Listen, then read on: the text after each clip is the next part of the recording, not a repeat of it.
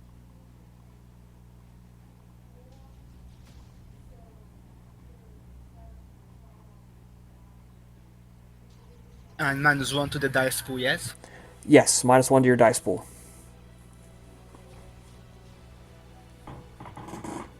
3 successes. Very nice. All right. He's got to roll his.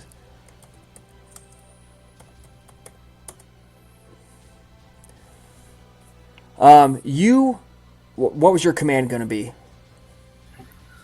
My command will be to put down the zombies. All right.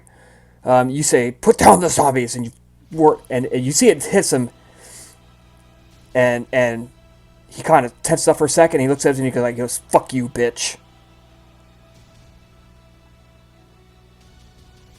Am I able to try to shake fear from the tentacle? No, that's an actual action now. Okay. So, all right. The Somber turns, sees what's going on with you down there, and says, "Fuck this shit." Drops a Nocturne on you. He's dropping a Nocturne on Androdimus.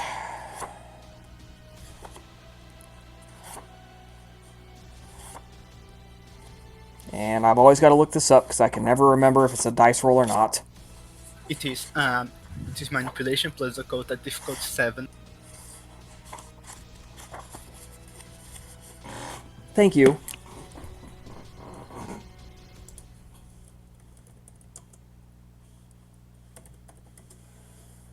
All right. Yep. Woof. And it's a 10-foot radius, correct? 10-foot for each success. All right. So centered.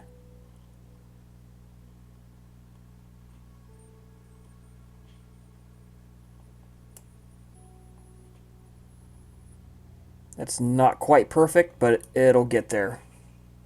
A black dome. Androdimus, roll courage, please. Diff 5. You've experienced obtenebration before, but you're in a pitched battle for your life.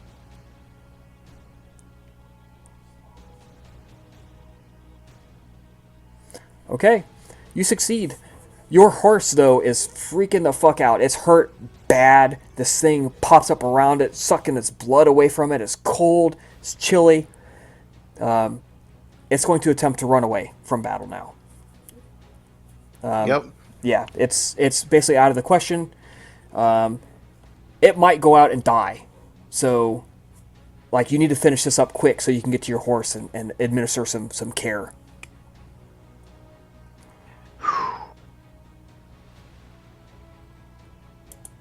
So you're kind of choosing right now. Do I return to the battle or do I take care of my horse?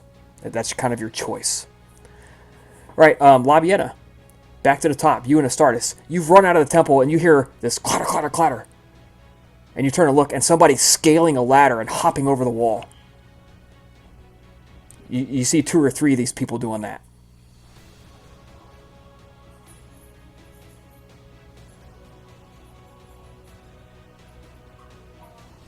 You know what? I didn't do the fucking corpses, did I? How the hell did I get... I know what I did. I deleted the one that was on the initiative order. And I didn't do the... Son of a bitch. Alright. They're at initiative 8, I think. Anyways. Alright, well, they're all acting at the same time. As best as they can.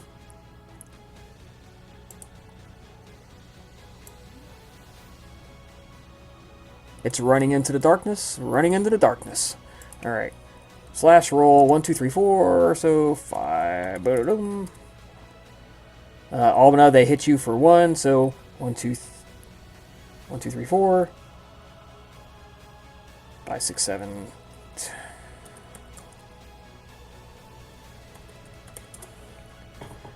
Soak 1, 2, 3 lethal damage from the zombies blowing on you, blow after blow after blow after blow. Tentacles are trying to pull you apart.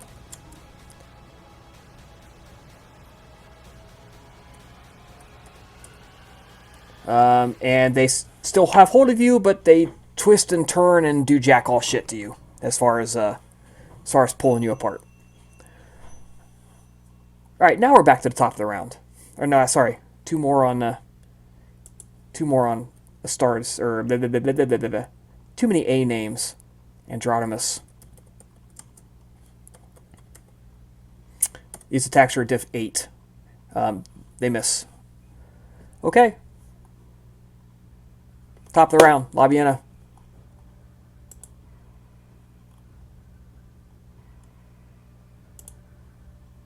You're up.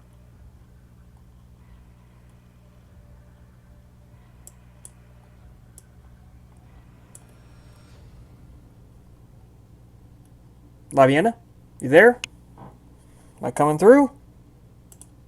Sorry, I muted myself for some reason. Now, I would presume that using Read the Soul would be considered an action. Yes. Okay. Because upon noticing the people scaling the wall, she'd stop. You said there was 2 of them? 2 and more coming. Okay.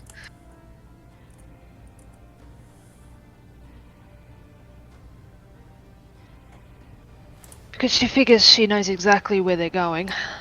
Yep, you figure correctly. So she's going to have to do something about that. So she's going to turn and go for them. All right, you come running after them, and they see you coming, and they go, "Oh, hold up, hold up, hold up!" And they hold up the sigil of Dissipator. You see their cult members.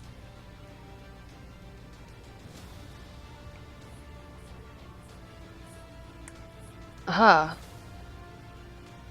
So, And then you see them turn. They're going, "Come on, come on, come on, let's go!" And you hear more people climbing up, and they're like tossing over canvas bags and shit. canvas bags. Can she see what's in the canvas bags? There's nothing in the canvas bags. Oh, right, okay, but she figures she knows what they're for. Mm-hmm. Yeah. So, in fact, she'll probably, well, she figures they'll be okay. Yeah, you hear the birds crying angrily. They're fucking pissed that people are breaking in. They're calling out warnings, and everybody to the south is too busy, fighting for their lives to actually pay attention to the warning cries of the birds. Yeah, but she'll leave them alone. Because she knows she's needed out there. Okay, so how far away is she from the gate? You turned and tried to come back and see them, so you're back to beginning near the temple, so 2 rounds. Okay. Alright. So you Even are now... using celerity? This is with celerity. Celerity is what gets you there as fast as you're getting there. Right. It would be 4 rounds without it. Okay. Well, that's all she can do. Alright. Astartes, you're up. You didn't hear this, you don't know this. You just saw Labiena stop, turn like, "What the fuck?" And she started coming back your way. And then you hear some voices, but you can't quite make out what it is.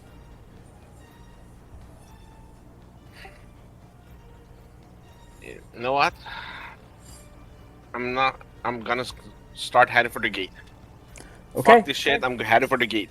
You are 4 rounds away at max speed. Yep. Alright, so now you're 3 rounds away. And I need you to keep track of that.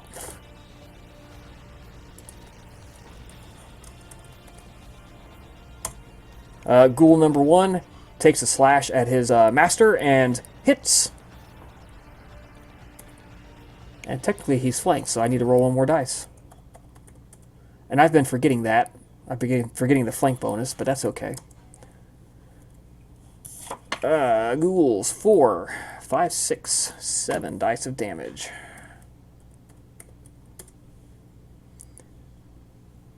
One.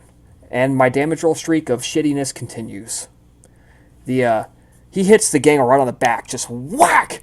And he just kind of like, "What the fuck was that for?" And turns back to Albina.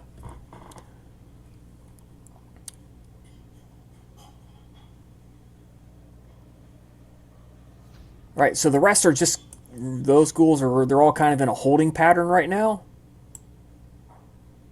Not really sure what's coming, so they're all just kind of holding.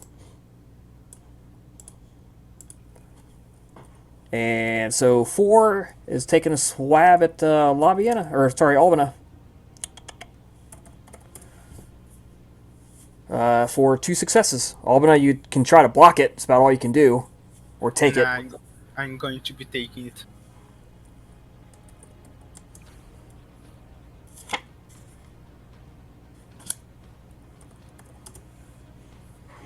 Yeah, fucking bullshit. No damage whatsoever. Once more, turned by the shadows. Androdimus. You pop up. You grab the mace, and you realize that the light is just barely fighting off. Just barely. It's like you can see the skin of your hand, and that's all you can see in the light of the flame of this burning mace. I'm taking a mace and I'm heading in the direction of the horse. Right? He's right there. You can reach out and touch your horse. Yeah, and I'm going to support it. And does it have any blood currently in its any vitae currently in its system? You tell me. How much would you feed it normally? I probably would keep it at least 1. Okay, so it has 1 then. I'm going to tell it to. I'm going to try and coax it into healing itself. All right. You don't need to roll, but this is your action as you coax it and command it with animalism and your innate bond from so many years of being together to heal, and you feel the giant. There's a giant slash in its flank, and you can actually feel it knitting itself together. Would it be able to carry me at this point? Yes, it can carry you. You can jump on it. Okay, I'm going to do so, and command it to get some fucking Say you commanded it to heal, but it is going to run, and you know that. It's getting the fuck out of here. Yeah. All right. I'm gonna essentially. You are out of battle. You're gone. That's what's gonna happen. You and the horse are out of the fight. Now it's just on Albina to survive, which she probably will, because she's a survivor. Gangrel's attacking you. He's shrugging off the blow to the head as an accident.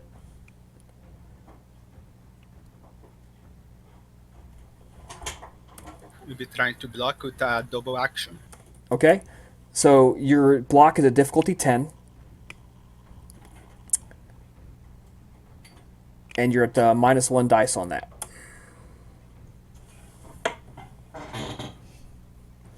All right, so 1, 2, 3, 4, 5 successes. So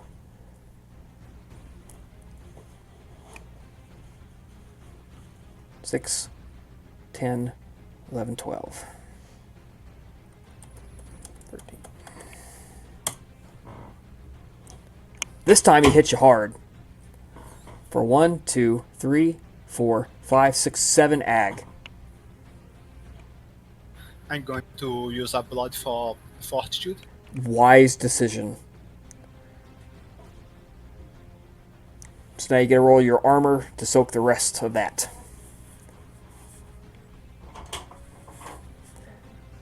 So you take 2 ag, which literally just saved your life. But your armor, with that tremendous swiping overhead blow, you realize your armor has torn to mist. You can reform it with your action. You can call it back into existence. Could I go into shadow form? You can do that with your action as well. Yeah, that's what I'm going to be doing. All right, you do that.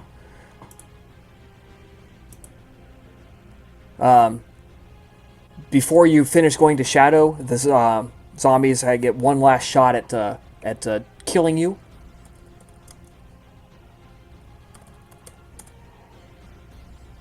For 1, 2, 3, 4 successes.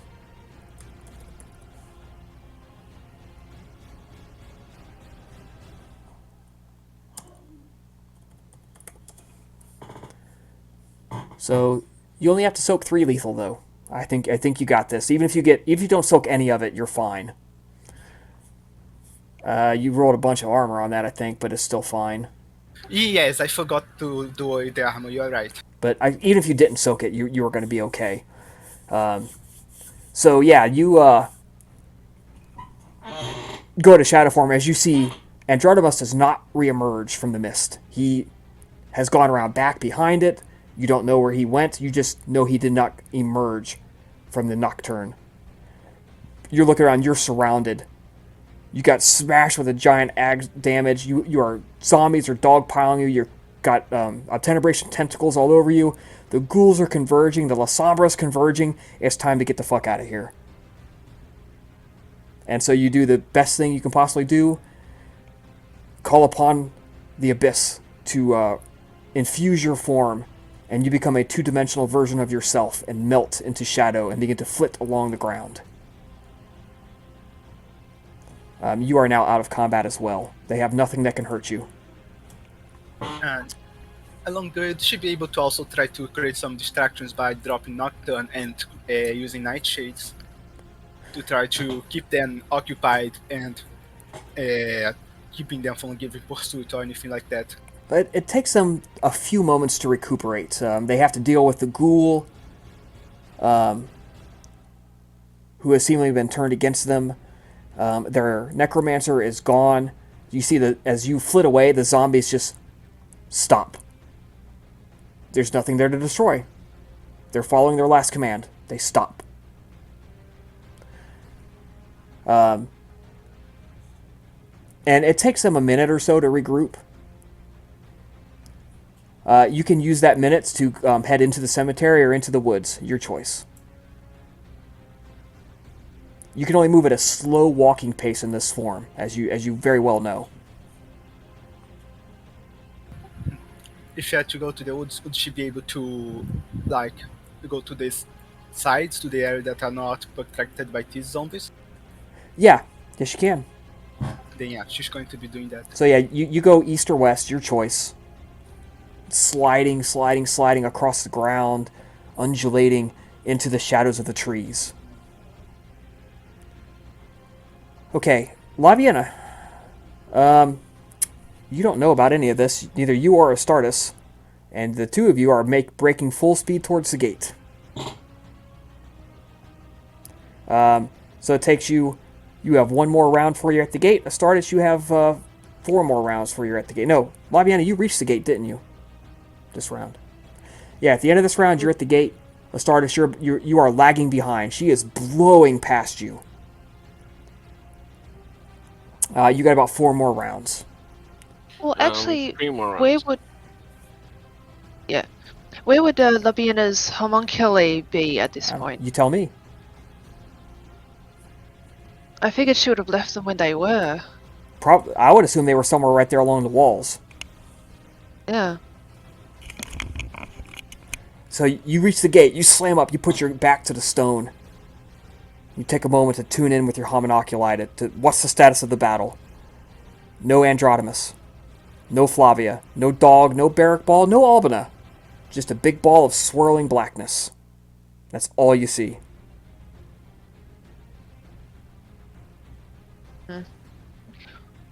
Well, she figures one of 2 things happened. Either they escaped, or, they were destroyed. It would, quite frankly, be suicide to run out there by yourself. Exactly. So she figures, well, the best thing I can do now is go back and try and help Septimus, because that's why we're here. Yep. Alright. Yeah, you're like, And of course, oh, fuck.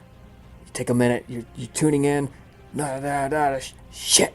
And Astartes, you see the look on her face. Because she's not wearing her mask right now. You can see the grimace of she's making a tough decision. She has to turn back.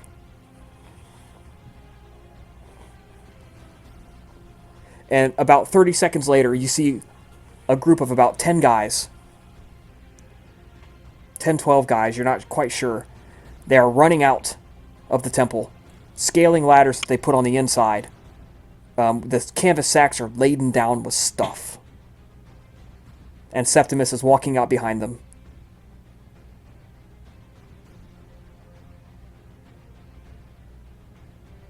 I say, Labiena, let's go. Agreed. So I think they're going to follow Septimus and the others. Yeah, Septimus, you see him point up at the sky and he snaps his fingers, and the birds, they're crying out, "Dang it!" They stiffen up, and they fall to the ground, twisted and contorting, and assuming the aspect of corpses.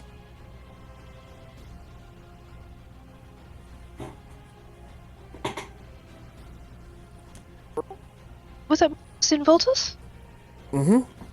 There, he's using it's one of the basic necromancy powers. You can inflict the appearance of a corpse on something or somebody. Yeah, that's Mortis Involtus. Yep, that's what he just did. And I don't know if he's got a touch for that, but just for flavor's sake, that's what he did. So we're gonna hand wave that. Version of that. It actually does say you got to touch the target. Yeah, Maybe that's a personal elder power that he has. we're gonna ignore that requirement because I think it's fucking cool that he just made birds fall out of the sky and look like bird corpses.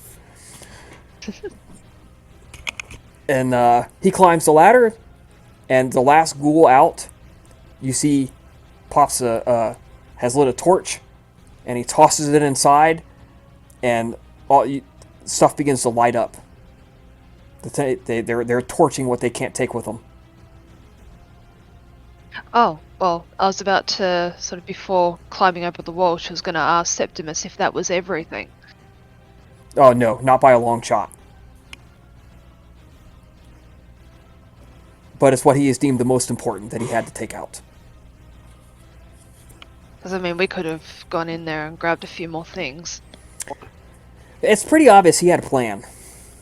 Are they actually having that discussion with me there? Nope. He's not saying a word. He watches it happen, and you see these thoughts across Labiena's face like, why didn't you tell me? I could have helped you with this. And they climb the ladder, and they're pulling the ladders, and they're heading into the woods. And now they can have the discussion as they're going through the woods. We are out of combat officially. You guys are regrouping. I assume all of you are headed back to camp. Correct. Yeah. Indeed. We seem to have accomplished our mission, even if we didn't succeed in the fight. Within an inch of our lives. Yeah. Well, if it hadn't have been for I'll say our fellow, but, Labiena's and Septimus's fellow Dispater cult members, we might not have been able to pull it off. I would guess all of them. Septimus literally, just kind of laughs. And he looks at you, and Sardis, he knows he's talking to you. He knows you can hear him. This isn't a secret. And he says, "My darling child, I knew that you were going to bring these fuck-ups with you when you came. I counted on them messing up, and I knew that they would provide the perfect distraction to bring my worshippers.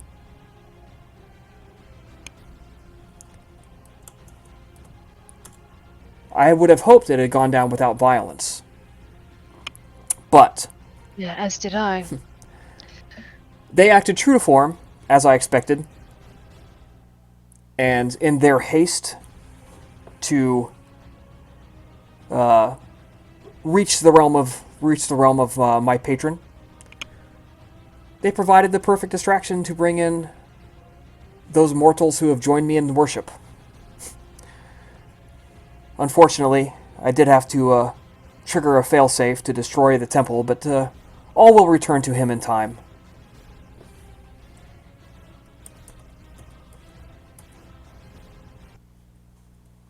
At this point, I would say, fuck it, and leave them there.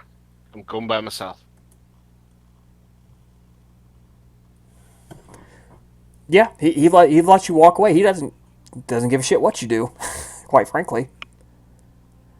They have gathered up all the stuff that you smuggled out for them already. And they are headed to their own stash of stuff that they're going to be putting in wagons and taking out of here.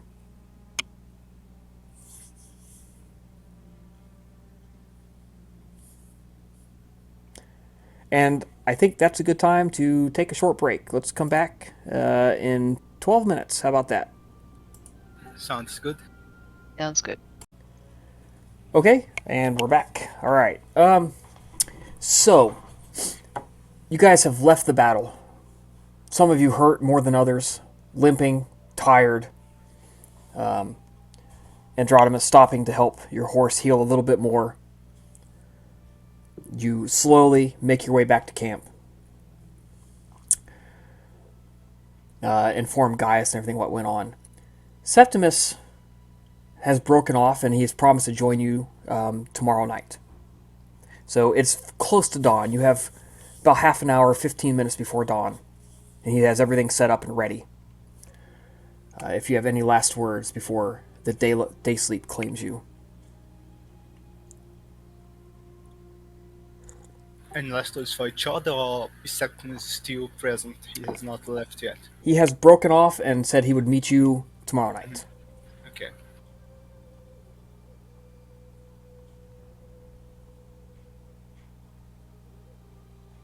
Oh no, we are examining everyone, make sure that everyone is capable at the moment. There are no lasting injuries among the group, among the coterie.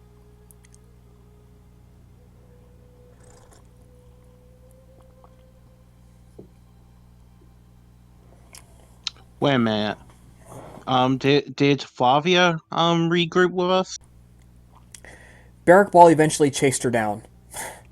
Okay. Yeah, he is exhausted. He's got her over. You saw him trudging in with her over his shoulder, covered in leaves, dirt, mud, scratches from thorns and branches whipping all over his body. Looks like she put him through the chase from hell. But yeah, I'll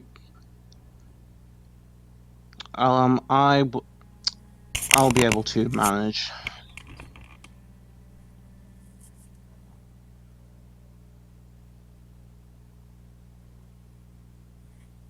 Well, at least we can rest knowing that the mission was eventually achieved. Yes, now to see how much we can extract out of this for our personal use.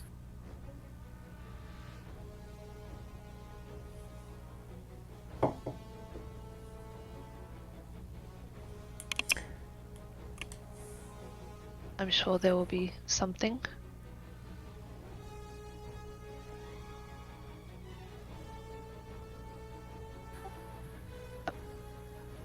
We shall see what he says.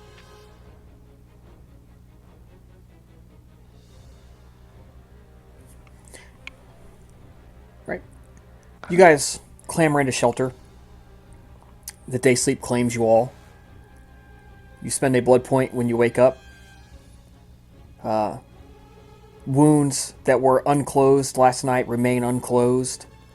The terrible rents caused by gangrel claws still scar Albina. Clothing is still torn. And you may have to set to work to mending some of your stuff as you await Septimus to arrive. It takes him about an hour and a half after sunset.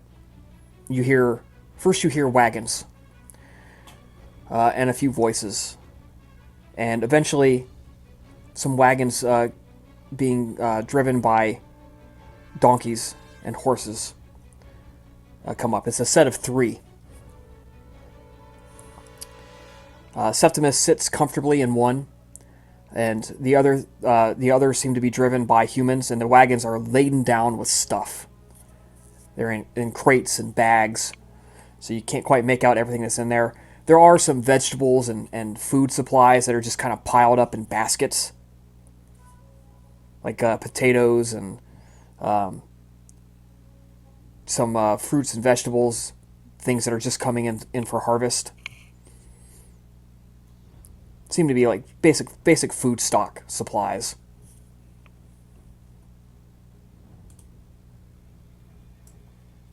Stuff that make it look like a normal peasant cart for anyone that would see it on the road. Yeah, this is stuff you'd expect anyone to have on a, whether they're coming in from their farm to trade or relocating for the war.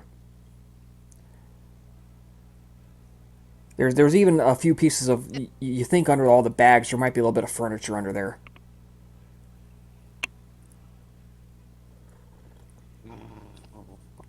Sorry.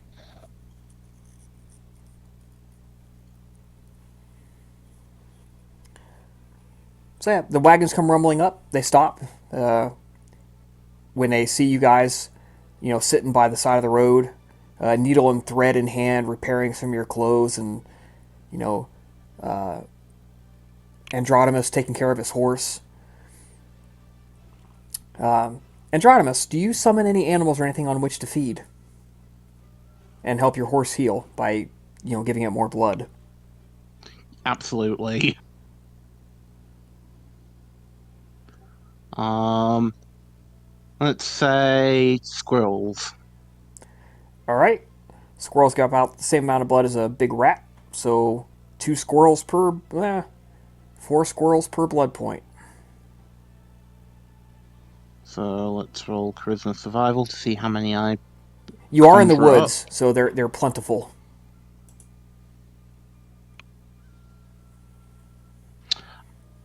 What the fuck? That's a I true sum- botch. Yeah. Holy fuck. Andronimus, you issue the call. And all of you guys, I need you to roll your perception plus awareness. I somehow managed to summon the one squirrel shifter in the universe. Or a If pack you of wolves. if you get even one success, you notice that the woods around you have grown perfectly quiet. No animal chatter whatsoever. Ah, shit.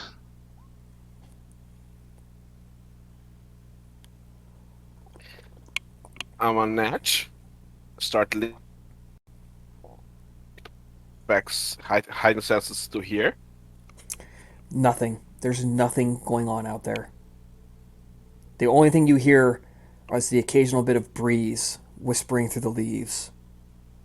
Not even a mouse, not a firefly, nothing. Crickets. That's literally about the only thing you hear is crickets. Chirping. I'm preparing to cast my blood magic so I can fly in the sky if I hear anything out of the ordinary coming at us. Okay? Alpina is going to start scaling the nearest tree.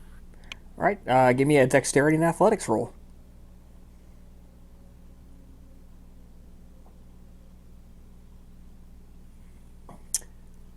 Yeah, you jump up. You're like, okay, I'm gonna go scale it. You go to jump up to grab the nearest branch, and the wound pulls on your chest, and even though you're dead, that still hurts a lot. And you realize, I better not. This could hurt me real bad if something goes wrong.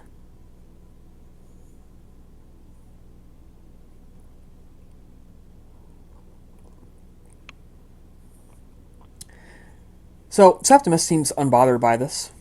He pulls up, hops down, goes up to Labiena first, and thanks her once again for coming to his aid at his call, and then heads to Gaius and seems to know who he is. And they talk, and he basically tells him that it's his understanding that their paths to Rome will go together for quite some time, and he's ready to travel. So, Gaius looks at all you guys. He says, "Everybody ready to go home?" Let's go. There is the matter of Thessaly.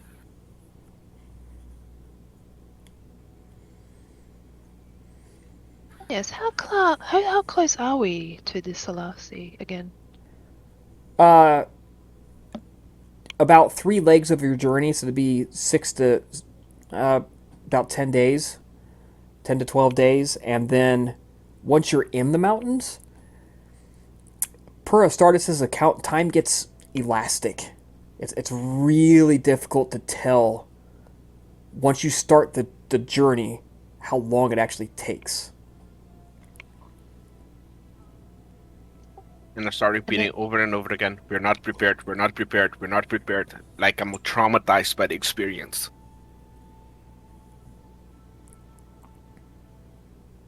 Labiena will be like, well, then of course there's the matter of the slave gifts. Perhaps should accept another kind of gift. Perhaps the gift of knowledge. And Albina is going to glance to Septimus. He doesn't acknowledge you. Doesn't acknowledge that at all. You might offend the Selassie by offering knowledge. You might make it believe that it's it's dumber than us. That's why you're offering knowledge. And Labiena would even speak up and say, "Yeah, I'm not sure we'd be willing to impart or part with such knowledge, even to a well, The even to a Selassie. Selassie." Yeah. The Septimus corrects you. The Selassie, or The Viovode Selassie, or not Selassie.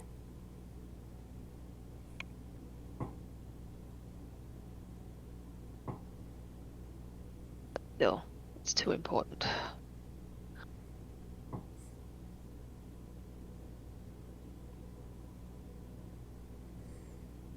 As But your wagons and would travel, he looks at Astartes. He says, "So, tell me of the. Tell me a story to pass the time on the road. Tell me the story of your visit.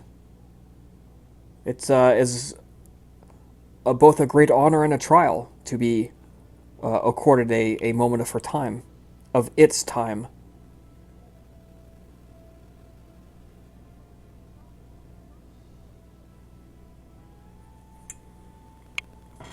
It was more than a century ago when we traveled there.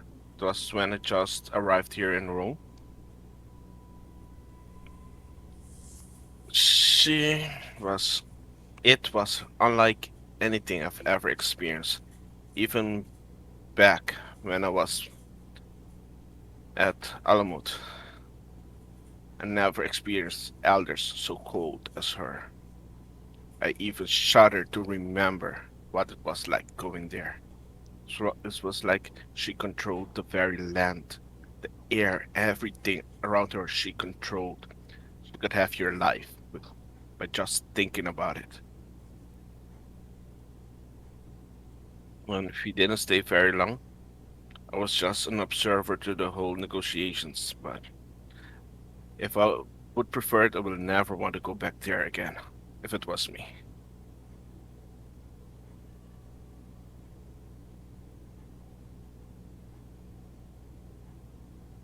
And you see him really start shaking up about the memory. He starts visibly shaking where he's sitting.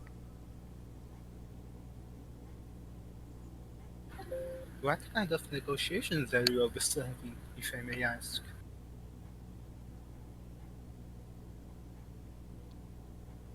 They had to provide protection to Rome by making sure Hannibal could not cross the mountains, or warn Rome if that were ever to happen. Ah, I see. You were one of the envoys of Rome. That was correct.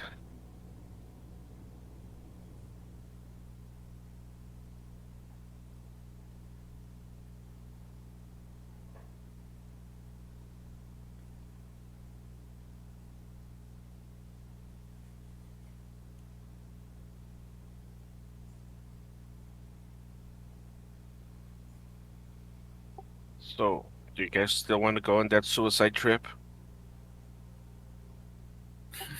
Not empty-handed. And if Labiena's sire is not willing to part, is not willing to offer us copies his of his knowledge, of his hoard, then there is little that we ourselves can offer her at the moment. So what's the next course of action? I would say, but this is just me. Return to Rome, prepare for the trip, and go there when we are better prepared. We're not prepared at this moment. But that's just me. I will let the group decide.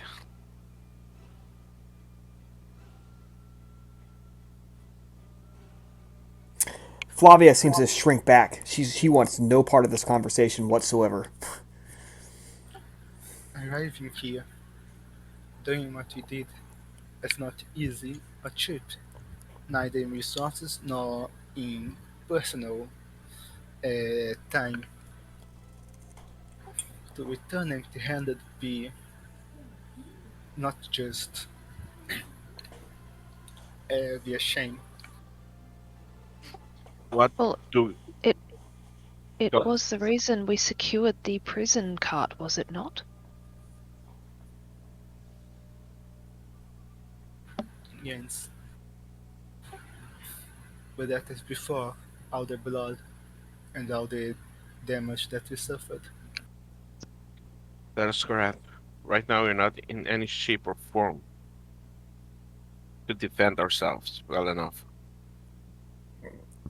So I say we go back, nurse our wounds. On another note, before I continue, is really the what do we need to revive Hatshepsut? Why do we need the Selassie?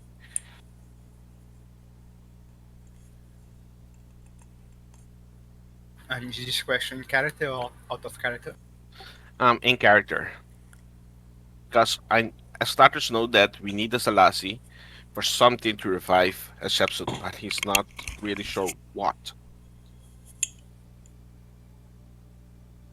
Character, I'm not even sure what, but I'm presuming our characters have heard that the Selassie is going to be able to either revive her in some way or provide us with information on how to revive her. I don't know. Yeah, you guys have heard. Roll an intelligence plus occult roll. Okay. Anybody can roll it. You guys all have a pretty good occult, don't you? 3 or more?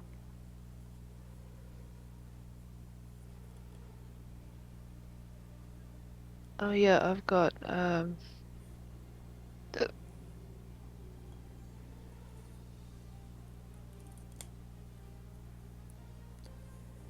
Yeah, so I see. Alright. Labiena, since your tutelage started, Albina, you've heard a lot, but Labiena especially, with her tutelage under Fawzia and her penchant for simply collecting knowledge, any and all knowledge. The Selassie, her official title, to those rare few granted the honor of free visits, call her Koldun Selassie.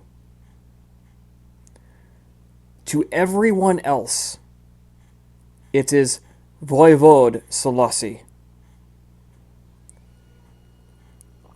She is incredibly strict about propriety and about manners and observing proper etiquette.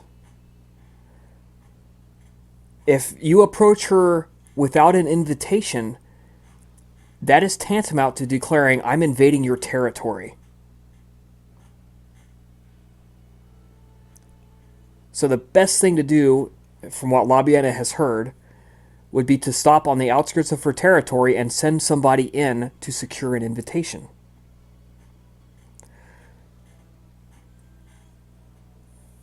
She is an extremely powerful sorceress.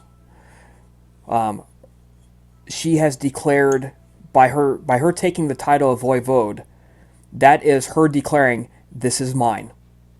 If you want it, come take it from me." That's like declaring yourself prince. So far, no one has been able to take it. She, in the days before Carthage fell, she actually extracted tribute from Rome in order to protect the passes. However, since then, since the fall of Carthage, the passes through the Alps have become of less importance, and the practice of giving her tribute has fallen off. So she still gets some, but not as much as she used to. And you also know, Labiena, that it is considered to be good form for each person coming to see her to bring her a gift.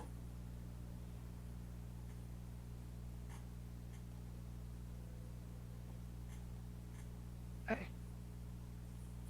Maybe she wouldn't have any idea what kinds of gift, A, type of gift. a gift, any gift, to show respect. If you walk up and you're like, "Oh, here's a pebble I found on the road," yeah, she's going to be pissed. But a gift that shows effort and respect. That's what matters.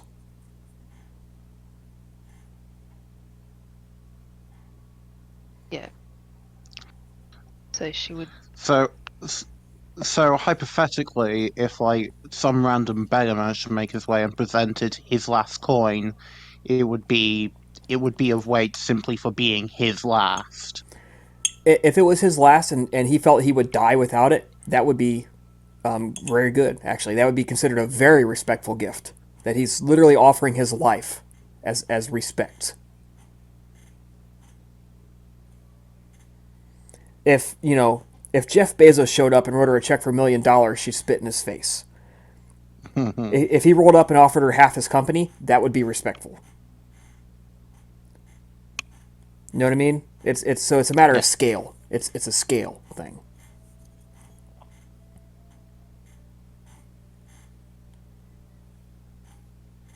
So if you guys rolled up knowing that you don't have a huge herd, you're on the road, you're far away, you have no resources.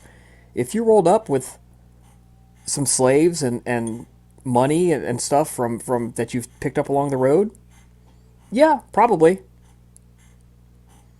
But just don't be like, "Oh, I found this old man, here you go." It's still got to be show effort. The presentation is also important. Mm-hmm. Because if you guys show up without invitation, she might not kill you. She can still make you pay. She's a Simitsi. Yeah. I don't want to be furniture. That's what with No. 6 successes. That's another thing Labiena has heard. She doesn't do a lot of that. She doesn't So she engage in the practice of flesh crafting. of that. You've all heard horror stories, right? Trickled in tales of traveling vampires and of how that there are those vampires out there who just seem to be sadistic. I mean, heck, Labiena, you and Albina spent time with a Ventru who had been tortured by a Tzimisce on purpose for a couple of years. So you've heard those stories in person. So their reputation, while not as widespread as it is in modern day, is still, pretty fucking terrifying.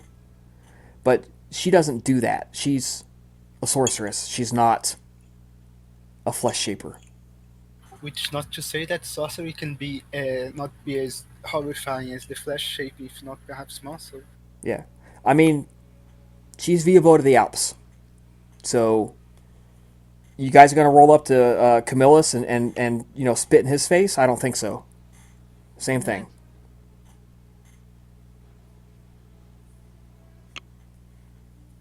And there's a reason Camillus sent her shit. Gave her stuff.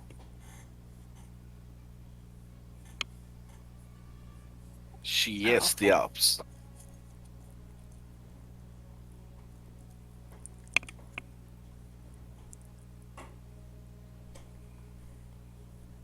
So obviously on that, she would agree with the status, and yeah. So at this point, regroup and think carefully about what we are going to bring her.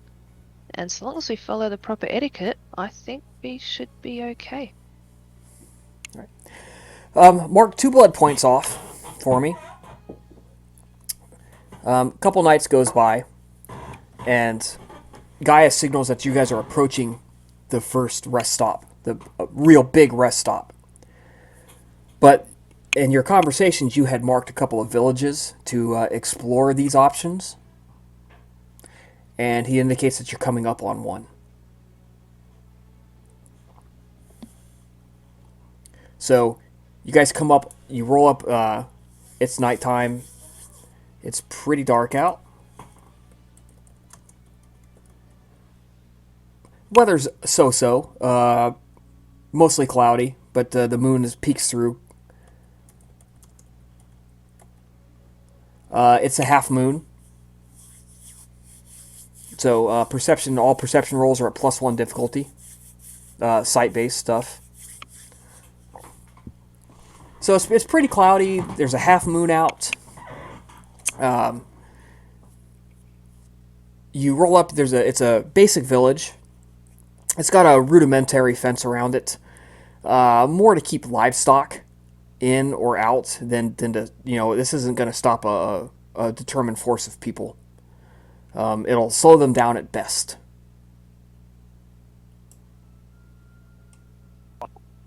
Population of the village? From your basic marking, 100, maybe.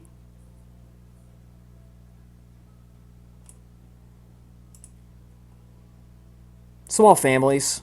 No watchtower, nothing like that. Just some, farms that are kind of conglomerated into one area. Bunch of huts and hovels. Everything just kind of grouped together into one area. And a bunch of dirt tracks that lead toward the nearest large town. Which is about 4 to 5 hours of travel away.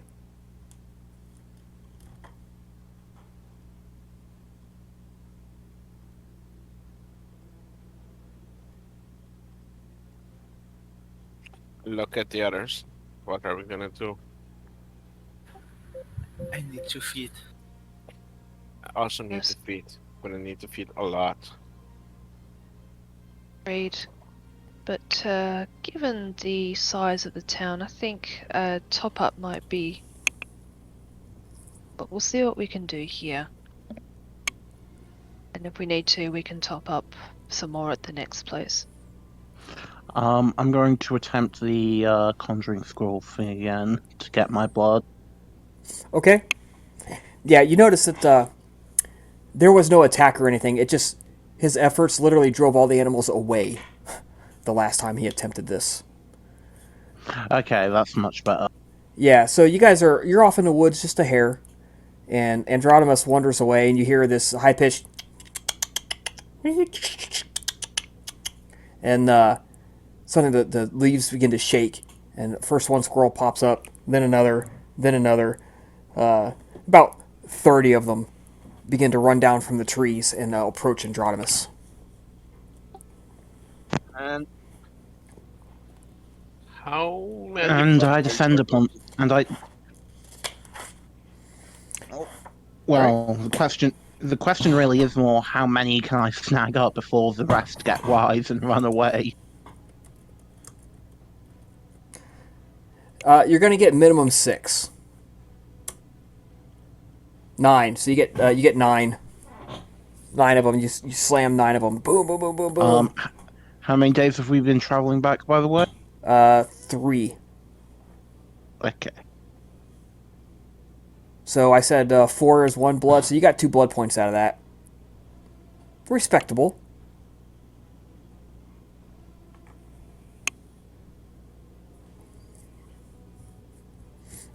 Yeah, so you suddenly hear some high pitched like, "Ah!" and squirrels scatter as Andronimus is picking them up, and rips their heads off, and just like, squeezes the blood out of them, and throws it aside. Grabs the next one, squeezes it like a tube of toothpaste over and over and over. He manages to grab some of them before the squirrels scatter. Andronimus, it's fucking disgusting. It's barely warm. There's barely any vitality in it. You even got a little bit of like guts and stuff with it as you were doing it. The squirrel fur got in your mouth. It's disgusting.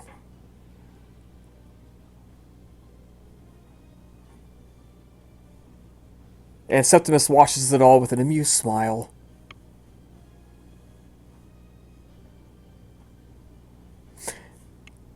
But anyways, there's no gate to speak of. It's, there's a gate, but it's like, again, like a cattle fence more than an army gate. Actually, it's a sheep fence.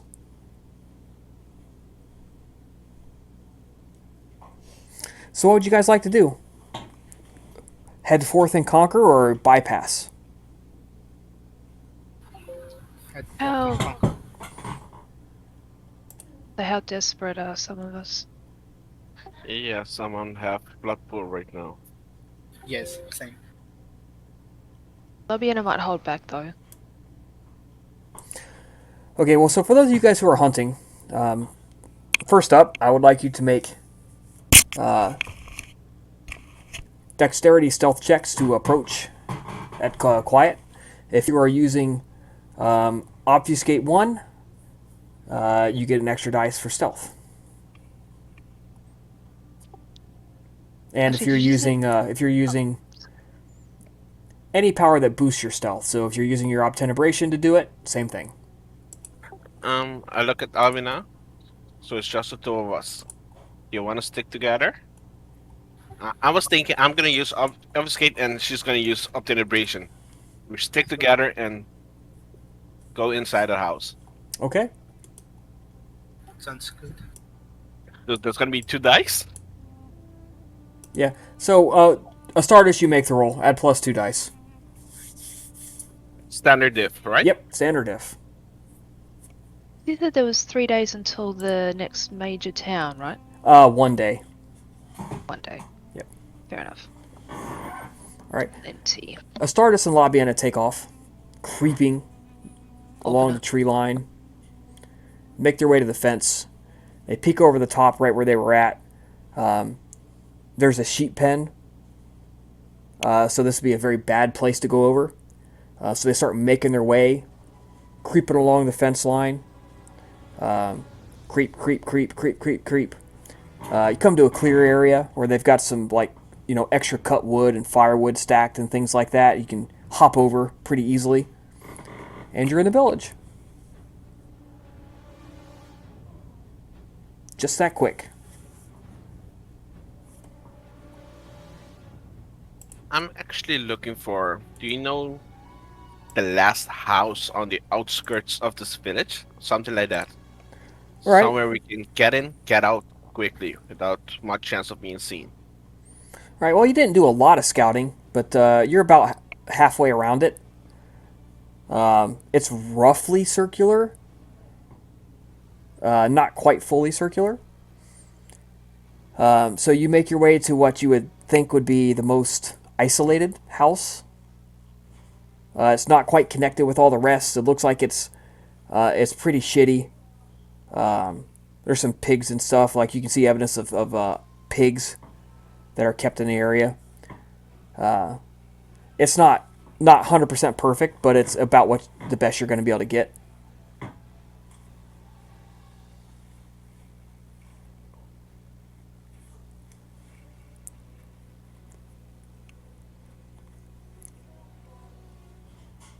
So, yeah, that's what you're looking at. You're looking at a house. It got a couple of pigs running around. You don't see them at the moment. It's like 1.5 stories tall.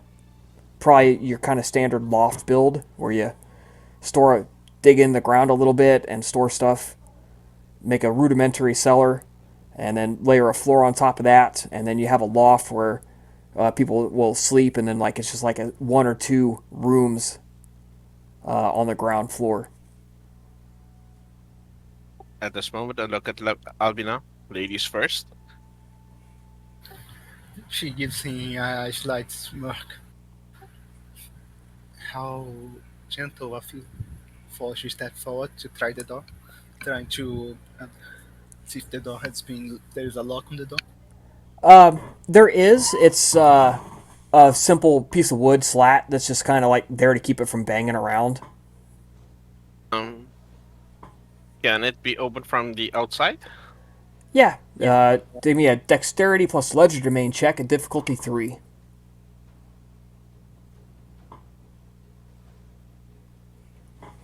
I do not have legerdemain. So Alright, diff 4 then.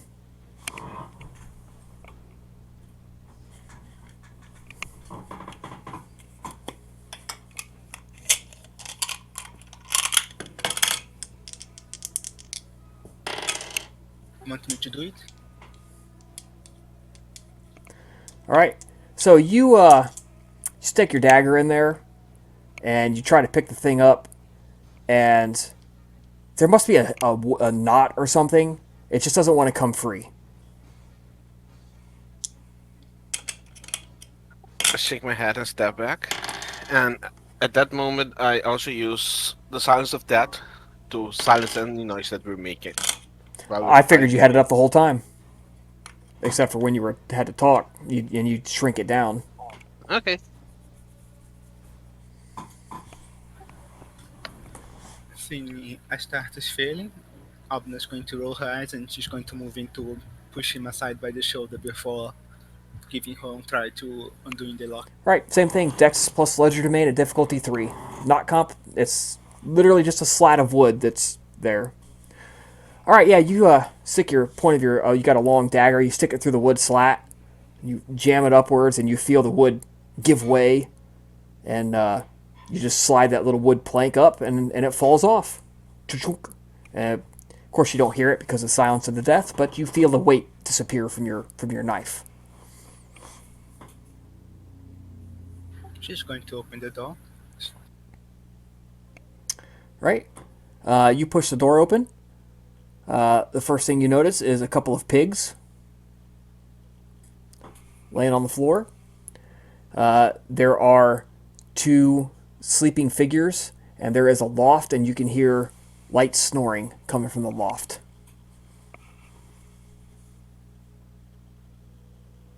She motions for the pigs and puts a dagger to her throat, making a cutting motion.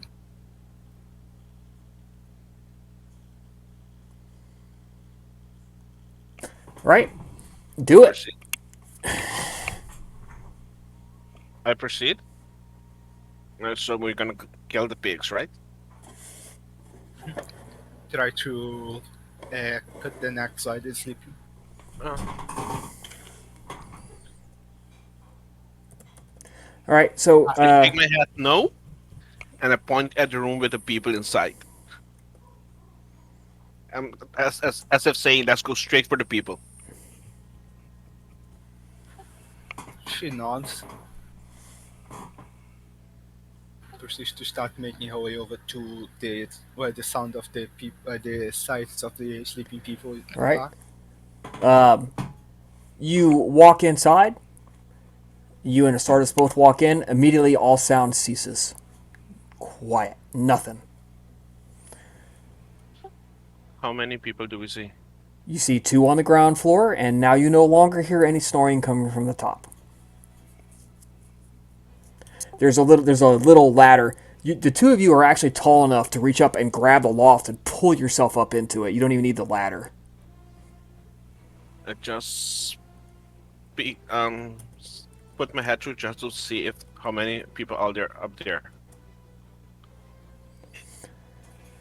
6. There are 6 sleeping forms, and they're all kind of packed together up there. It cannot be comfortable, but they're up there. I point at Albina and show 6 and I point So, in. Albino, you see this? As the Stardust grabs and he does the pull up to pull his head over the loft, the pigs startle awake and they try to squeal and jump at your presence, and then they try to take off out of the door in a panic. They try to run away. Alpin is going to proceed to try to create a Nightshade's illusion in front of blocking the door. Try to make them stop from heading outside, heading away from the Cone of Silence. Do I realize that? What's happening? You do not, because you're looking in the loft, and you can't. And this is making no sound whatsoever. So if your silence wasn't up, you'd hear those pig squeals, squee, squee, of panic, and the hooves pounding in the dirt, and the panic slap of bodies together as they try to turn and run. But you can't hear any of that because it's magically silenced. All right, I need to look up the roll for Nightshades. It is page 229. Which plus a code, difficult 7. Each success allows the creation of one image the size of a human. Okay. I'm gonna roll a d10. Tell me high or low. Hi.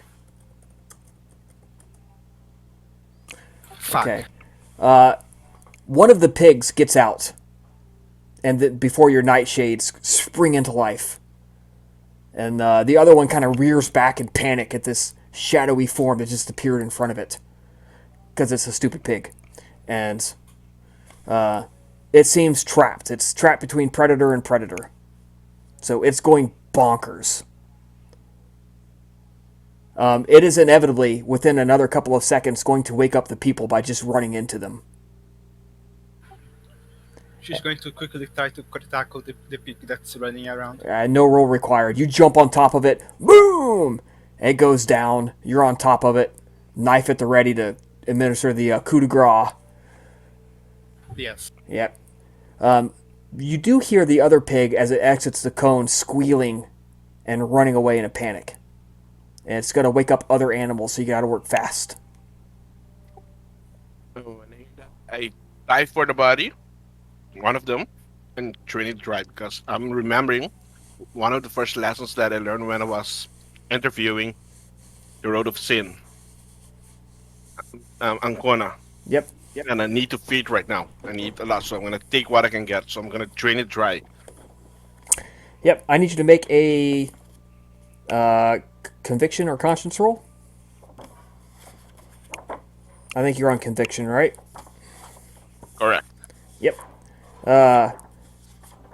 It's going to be difficulty 6. Base difficulty 6, because this is not respectful of the blood Hakim, of the blood of Hakim. Alright. So you get to drop another point off of your road of path of blood, or lose another point of conviction. I'm going to drop one of the Road of Blood. That's what I would have done too.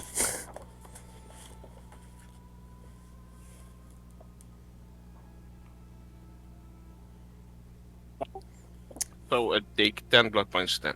Yep. You pick it up, you're draining it dry. Albina? She's going. How far away from the door is the other pig? It's running away as fast as it can. Would she be able to tackle it from her current position, or Not from her instead- current position. She'd have to run after it. Yeah, I'm going to try to run after it. Okay. It has exited the Cone of Silence, and so have you now. Now is contested Dex Athletics, and if anyone's ever tried to catch a pig, this is hard. So, roll Dex Athletics for me. Fuck.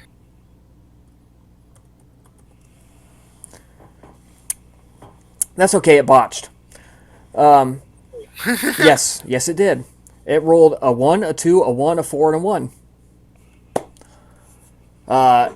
So it's squealing, it runs head first into a thick wooden post that's been driven into the ground to support another structure that they're building, and it just goes bam, and just kind of like staggers back, like and you just fall on top of it. Boom! You tackle it down. She's going to wrap her hands around it, try to twist the neck of the pig. No problem. You have enough potence to do that without an issue. You wrap your around and you just snap, and it just and falls down limp. So its limb sort of twitching, and as the nerves discharge. Proceeds to drag the dying pig back inside the house, trying to glancing around as she does so, trying to make sure that there's no one watching, that there is no commotion in the village. No, you seem to be in the clear. Awesome. As she enters the house, she gives an angry and frustrated glare at Astartes before tossing the body of the pig along the next to the other one. I just shrugged my shoulders. Right. The pool of blood from the pig whose throat you slit is slowly spreading, getting onto your shoes and soaking into the sandals. I pointed at her feet. Yeah, yours too. Yeah, but I was trying to evade that.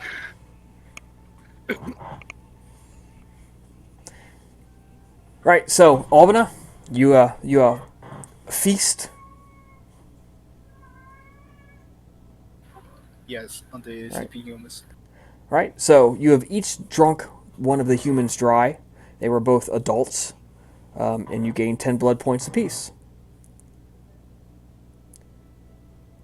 Do you do anything else while you're inside this hovel?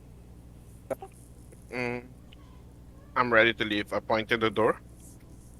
Say that there are other humans, yes?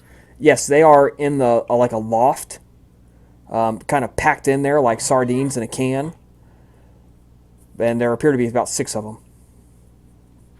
Open emotions for them. I shake my head. No. And I pointed the pigs.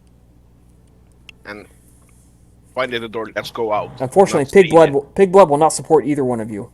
No, we're leaving. I'm not gonna risk it. 6 people up there.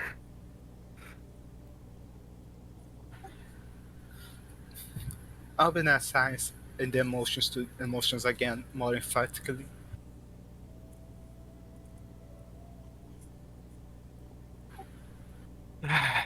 You see him make a big sign, and he points at the top. Let's go then. And he points at what? I'm at the top floor. As in, let's go. You want to do it? Let's get it over with. She climbs up to the top floor. All right, there's not really enough room to climb, but you can kind of like lever yourself up and sort of crouch right at the edge. I go along with her so that my Yeah, there's not enough room for you too. So only one more person can get up there, and then it's fully packed. does my cone of silence extends also up there? Yes, it does. Okay, so that's not gonna be an issue. She's going to proceed to examine each of the sleeping humans. The one closest to you appears to be teenage in age. 14, 15, maybe. And they get progressively younger as you get towards the wall. She's going to proceed to use Arms of Ahriman to try to create them wrap their arms around the sleeping forms. Yeah, you summon the arms. Spend blood appropriately. As many as you need. 6 arms. Slowly form out of the shadows, coiling along the ceiling. And at your command, they reach down like striking snakes, whip around the heads of each of the forms, and yank them up out of their slumber. Whack! And they all immediately start grabbing at the physical nothingness that's around them, kicking, you trying to scream, and if you could hear anything, it'd be going. It's slowly suffocating them all because it wrapped right around their heads and around their faces. She's going to grab two of them, one each arm, and she's going to be trying to carrying them, like holding them beneath the shoulder and with her hand over their faces, over their mouths. Right. So you climb off to the floor, and you have the arms drag them over to you. They drag them over, drag them off the loft until their feet dangle, dangle in midair, being held up by their heads and necks by these bands of shadow. And then lower them as close to you as they can get so that you can reach out, grab them, and pull them to you.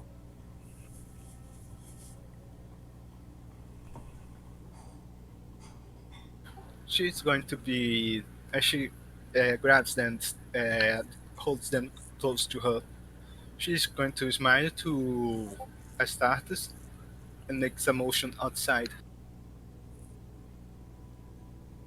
Motion for him to grab the other ones and for them to head outside. I shake my head and grab the other ones then.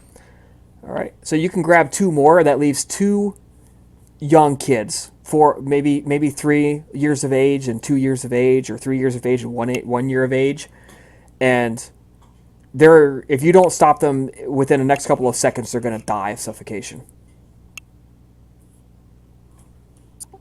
I just turn my back to them. They have to die because otherwise it's gonna be. What's their age? Albina has ones that are like 15 and 13, 15, 14-ish, and you grabbed a couple that were like 10 and 11, maybe a little bit younger than that. It's real tough to guess their ages. They might be more like 13, 11, 9, and 7 or something like that. It's real tough. So But you definitely have younger ones, more kids. the ones that are left might not be able to tell people what happened, right? Or people will not believe them. They have gone limp. You take a look at them. You look at them in the darkness. You can barely see the cracks from the moonlight shining in, where the shutter was left open in the summer night. And you see them, hands get weaker and weaker, and their kicks get weaker as you're contemplating what to do, and then they fall down limp. I just grab the two that I have with me and we leave. I will leave. Right. Yeah, the shadows give a little twist at Albina's command, just to make sure.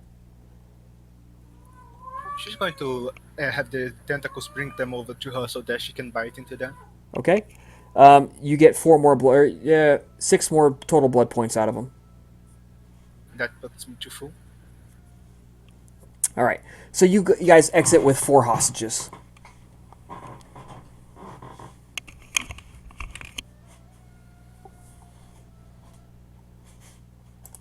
And we go back. I want to leave this village. All right. I need another Dex stealth roll at difficulty. Stardust, you roll it. It's a difficulty 9.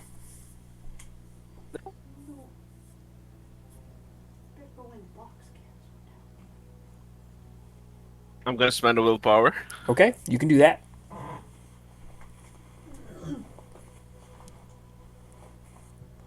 It's a damn good thing you spent that willpower. All right, the 2 of you guys have to stop. You're right at the fence line, and you have to stop because the 4 of them are struggling hard. They're kicking, they're scratching at you, and all this in complete silence. But it's getting tough to hold on to them and try to get out at the same time. Can I try to choke them out? Give me a wits plus medicine roll. Also, can Labiena see them at this point? No. Are they within No, you visual cannot. range? Nope. No. She doesn't know any of this is going on. I'm going to use can I use a willpower on this with medicine? Yeah.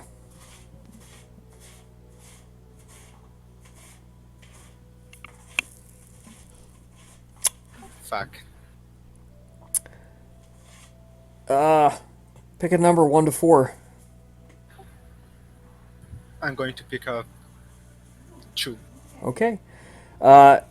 The one that's in your right hand, you lock him in kind of chokeholds, and the one in your right hand you squeeze too tightly, and you feel a little crack as the neck breaks. Oopsies. And then there were 3.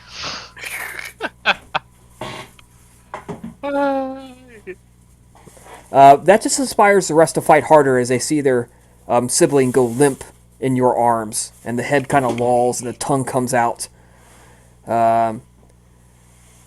Astartes, you get a what's your course of action?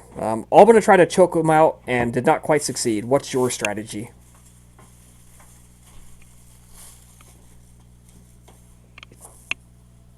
How happy are they with me? How happy are they? Happy, happy. Their Heavy. weight. Oh, heavy. Our combined weight. Combined weight? 35 kilos, about 80, 90 pounds. So 35, that made them 70. With mind weight would be 110. Let me check something.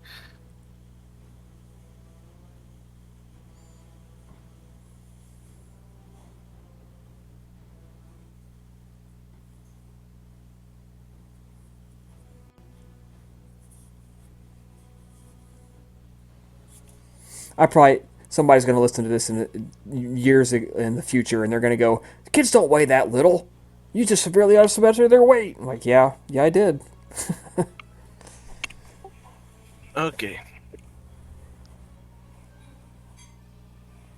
I'm gonna.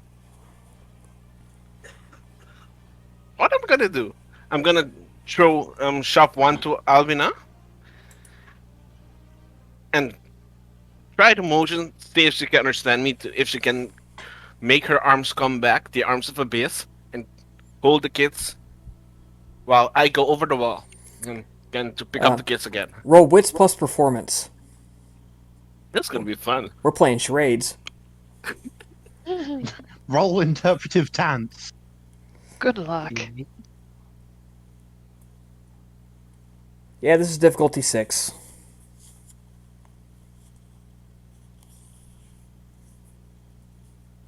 Admit, I'm almost wishing Labiena did There go you with go. them at this point. Astartes, in the midst of all this, somehow makes his clothing flow like your shadow arms, and you realize, he wants you to bring back your arms. She says, proceeds to do so as she glances down disappointedly at the limp body on one of her arms. And do you pick up the kid? Yeah.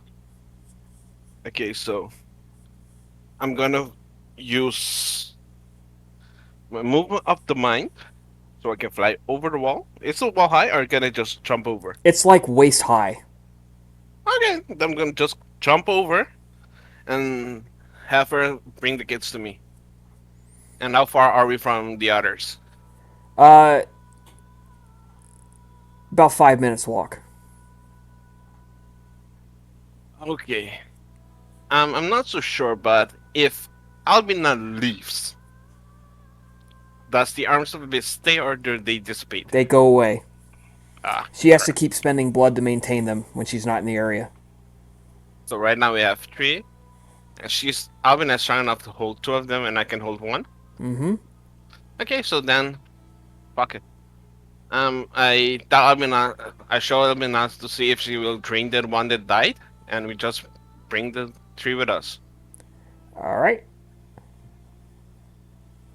Give me another dex stealth roll. If 9 or 8. Diff 8 now, because you got 1 less encumbrance on you.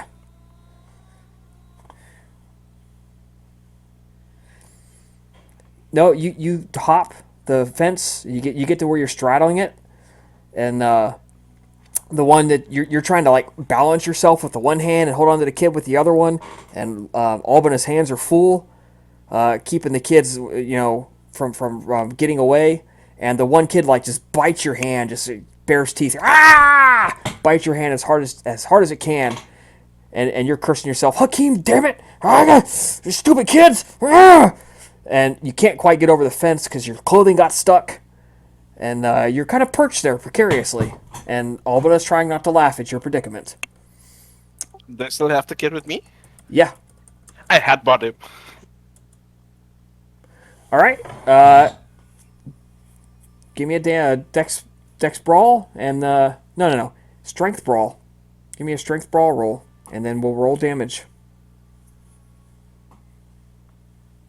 Your Imagine difficulty is Labiena would be 4.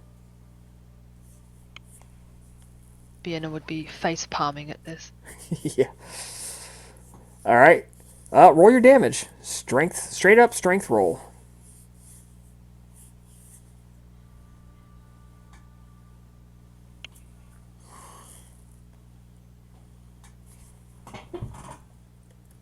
I imagine she's just like trying not to like just sit down and laugh at the scholarly Astartes, the sorcerer, reduced to headbutting a child. Oh man. This is going to be a hell of a story to hold over your head. You know that, right? Yeah, no. Yep. I'm gonna use move of the mind to lift myself up and fly toward the cart. Yeah. Yeah, you see Astartes. You mentally see him go, fuck this shit. And he makes a couple of gestures and levitates up and goes flying off into the night. Unfortunately, taking his cone of silence with him.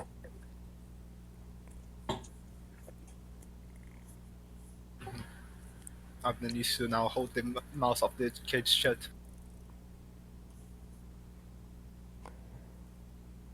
Yep. What's your plan to get over the fence? You say that there is no gate, yes? No, there's a gate, but it's just like you open it so the cattle will run in and out of it. It's like a designated entry exit point. But the fence is literally like waist high. Like you can jump the fence. She's going to just go over there and try to jump. Along the way, she'll be able to like face one of the kids, and try to intimidate him into backing down, into settling down.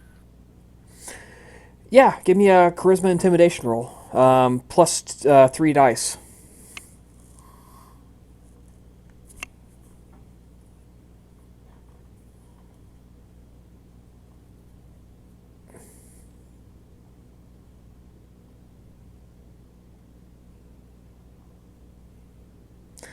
Right, so you basically you set them down and you do the number where you're like, if you act up, I won't kill you. I'm gonna kill your brother, and if you act up, I won't kill you. I'm gonna kill your brother. And they believe you, and so they kind of calm down, even though they're still scared. They're not fighting anymore.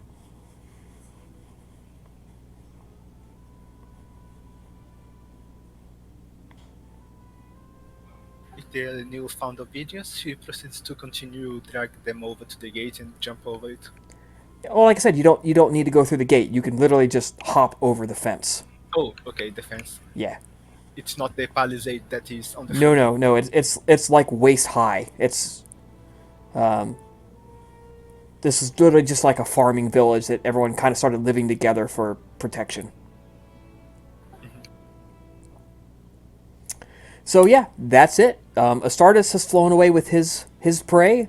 Albana's walking out of there with a child under each arm, and they return to the group. Astartes looks flustered. And I look at Albiena. Not a word. I need everybody who is not so Labiena and Androdivus to make a perception plus empathy roll against Astartes.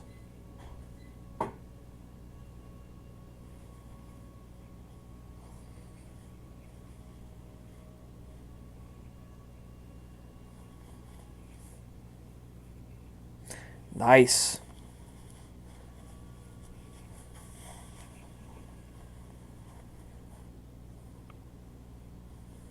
All right, so the two of you see when Astartes comes up, he looks different. His skin's just a little tighter across his face, a little paler. His eyes are a little more wild. His fangs aren't quite as under control. They're a little bit protruding. He's just a little bit closer to his beast than you remember him being. Just a little bit less under control.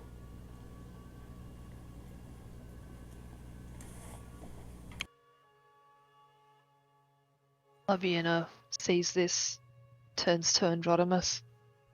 I wonder what happened.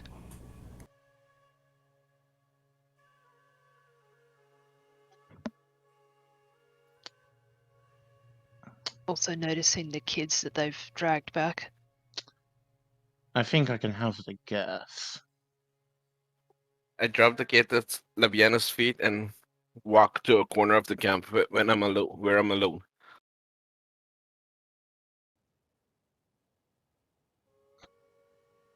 Actually, upon seeing them and saying what she said, or after saying what she said to Androdimus, she'll jump out of the cart and proceed to unlock the prison cart so that they can put the kids in there. Androtimus focuses on his horse. Yep. So you guys throw 3 kids into your prison cart and lock her up, and you take off, leaving the village to fade off into the night for a gruesome surprise in the morning. Hey, buddy. So, you do eventually make it to the nearest, to the next big town, where you get a chance to feed, where we'll do a simple feeding roll for anyone who needs it. I do. That's the next day, yes? We're down another blood, yes? Yeah, so you go down 1 blood, but we've woken up on the outskirts of the large town, and you get an opportunity to go in and feed before the city begins to really shut down at the night. What's the diff for the hunting rule? Standard? 6, standard 6. Instead of hunting for blood, would Albina be able to hunt for captives? Yeah. What kind of captives were you looking for? What's your strategy here? The same as she's hunting. She's pretty much going to be trying to seduce people to come with her. But this time, instead of dragging them off to an alleyway, she's going to try to bring them over to the camp and dominate them to compliance.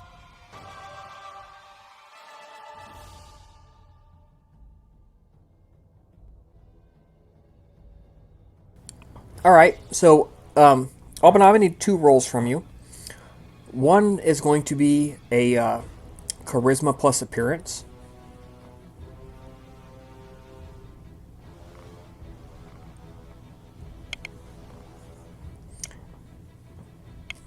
Point Labiena would say, well, if you're adamant about doing this, I may as well render some assistance as well, if you would like.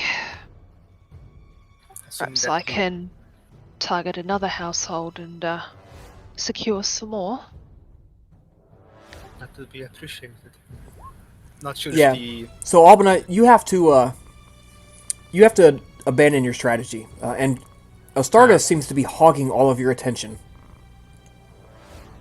Like, everyone is attracted to him, and you're just like, when did I become chopped liver? What the fuck is this shit? And I smile smirkly at her. I stick out my tongue.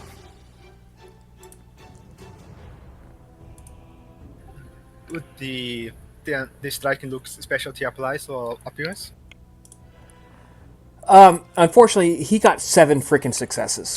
So, yeah. It's not happening. Yeah. Should be able to then just try... Yeah, so you switch gears to Labiena strategy. Yes. So, Labiena, what's your strategy? Well, she of course never travels without any pre-prepared things for casting rituals. And of course she will kind of reach into her bag, for lack of a better sack, and pull out, just visible so that Albina will be able to see it, the Hand of Glory candle.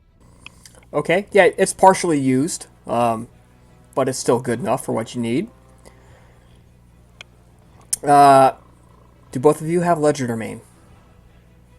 I do. Hang on, I can't remember if I do or not. I do. Okay, so I need one of you to make a wits plus legerdemain check at within one extra dice at difficulty 6 to find an appropriate domain, appropriate house. What's your dice pool, Albina? 4. Well, 3 because the penalty. Ah. Oh yeah. I have 5. So I guess I'll do it. So wits. Is it legerdemain? +1. And standard diff, right? Yep, standard difficulty. Okay. I'll refrain from using willpower.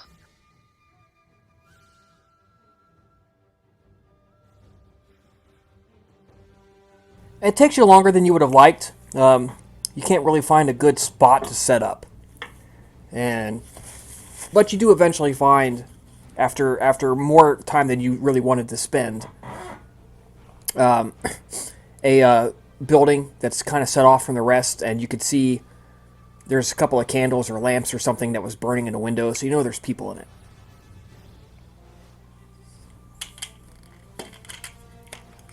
Presuming, I don't know what time of the night it is, so I'm presuming some of them still be awake.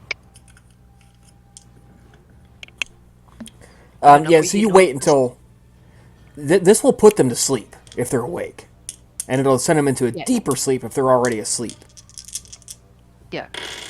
So that's why I figured we can do it right away. But better to do it whilst there are still some awake, so we have a better chance of knowing if it worked or not. Yep. So once ready, she will proceed to take out the candle and light it. Okay. Light I believe you have to finalize the ritual with essentially an incantation, and quote unquote cast it. So, finding the ritual, finding the ritual, finding the ritual. Come on, come on. Rituals, rituals. Page 293. Yep, there it is. Alright. You create the hand. Do-do-do.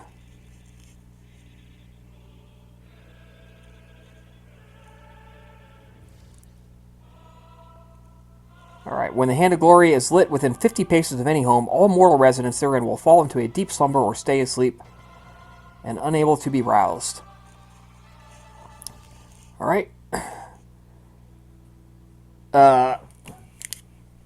I will give you 90% chance of victory here. So if I roll anything over a 90, if I roll anything under a 10, somebody has stayed awake.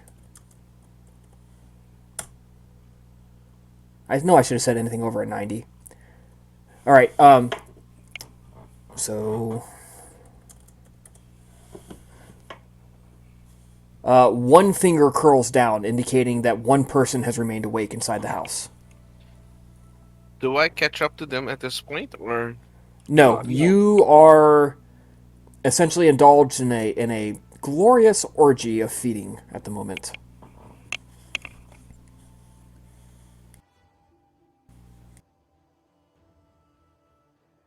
Well, kind of thinking we could kind of kill two birds with one stone here, knowing that there's one person awake. Labiena could sneak in first, find the one who's awake, and feed from them. Which will, what's the word? They'll essentially pass out. Okay, yeah, it's a 2-story building. There's no walls or anything like that. You see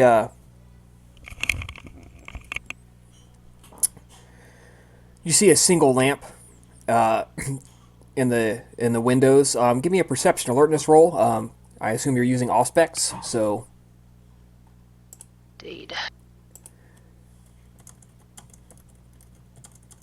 Okay.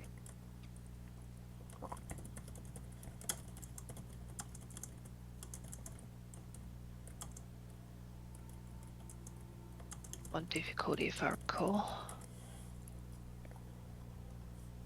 yeah, so it should be diff 5.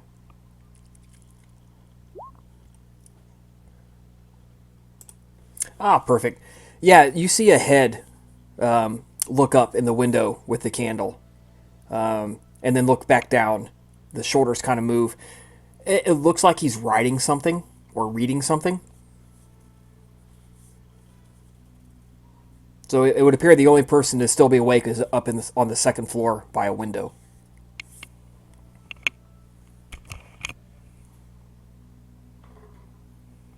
Okay. So I suppose Labiena will just turn to Orban and say, "Wait here. I'll take care of this one."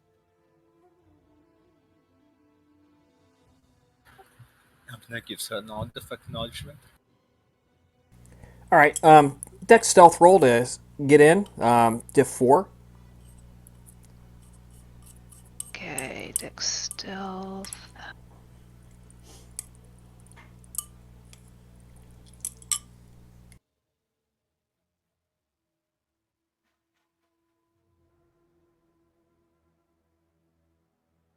Doubt I'm gonna need a willpower for this one. See how we go.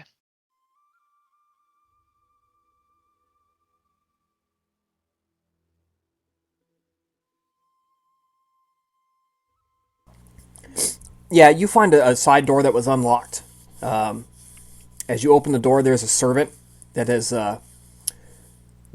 laying on the ground, and it appears to have been put to slumber by your ritual.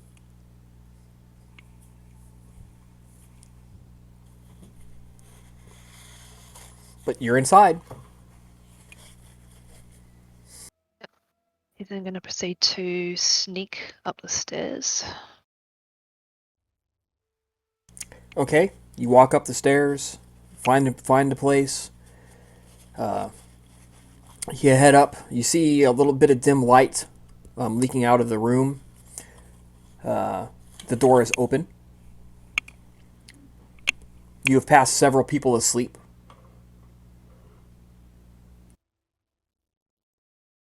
And so at this point, she's gonna peer in and try and see which way the person's facing. His left is to you, and as you come up, you hear the boards creak and stuff, and he says, Olive, fetch me another cup of wine, Olive. And he goes back to reading what he was reading.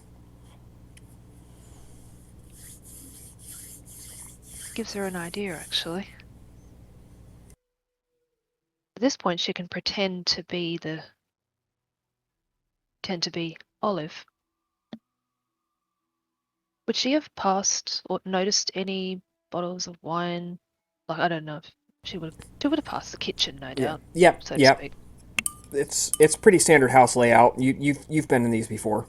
You know approximately where stuff is kept. Yeah, so what she might do at this point is on the other side of, like, obviously poke her head back around so she's out of sight, but stand up and proceed to walk down the stairs, as a normal person, into the kitchen and find the wine, find a cup, and take him up a glass of wine. Okay, you head in. He doesn't even look at you when you come in. And as you approach and your footsteps grow heavier and steadier, you're about halfway across the room. When he looks up and he looks up, and then he sees you, and he has no freaking idea who you are. And you see he's an older man, in his maybe 50s, early 60s. his cheeks are a little heavy and sagging. Probably a businessman of some kind. Definitely not a soldier. It hasn't been one in a long time, anyways. And he's like, who are you? What are you doing in my house? At this point, as quickly as she can, she'll place the cup down on the counter, and in one swift motion, I just cover his mouth and then try and sink her teeth into his neck. You do so. And and his body relaxes as the pleasure of the embrace overwhelms him, or not the embrace, the kiss. And you begin sucking the blood out of him. His life pours across your lips and your tongue and down your throat. How much do you take? Okay, now I suppose she's at a point where she probably figures she'd better leave this one alive, and proceeds to only take 2. Okay. She can take some more from others later. She's done taking hostages.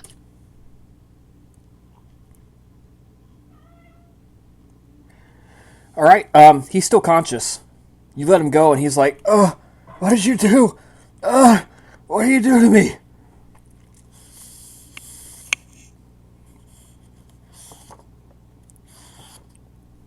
He's not Although active. He's not like running or anything, but he's like weak, kind of twitching. He's kind of staring at you like, "What have you done?" is he gonna remember? He's probably gonna remember this then, I suppose. Well, he probably won't remember you, but he's definitely gonna remember somebody broke into his house. I suppose that's not necessarily a huge thing then. Is there a bed nearby? Yes, there is. It's right in the room with him. She'll probably just proceed to pick him up and place him on it. Yeah, you give him a little love tap to put him out, and he goes to sleep. Once he's been taken care of, she's then going to poke her head out the window and try and quietly motion to Albina, "Come on in, it's safe." I'm gonna make her way inside upon seeing the signal from Labiena. All right, here's what the two of you find. There are 13 people in this household.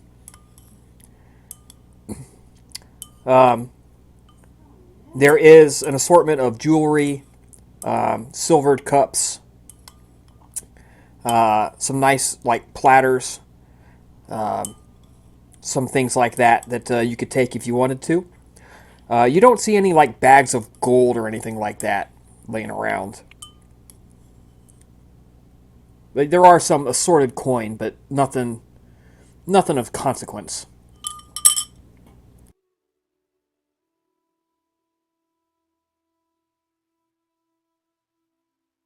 Well, Labiena will turn to Albina and say, "Well, how many do you think we'd be able to carry out of here?" I believe we can arrange a space to carry a few. Her focus is going to be on trying to. Her focus is going to be on keeping her hands free to grab the people, but she's going to also try to see if she can get some of the jewelry stuff into her clothing. Yeah, you can stuff the jewelry into your pockets and pouches and things like that. Not all of it, but you get a pretty decent amount stuffed in there. If you were to sell this back in Rome, you'd at the fencing, you'd probably get a gold piece for all of it, maybe 2.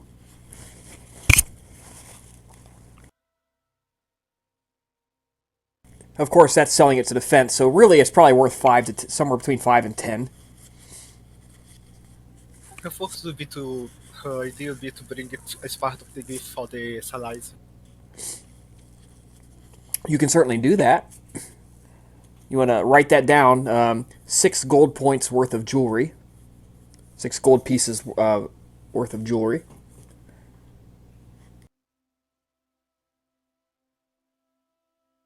Would Labiena remembered Astarte saying anything about art?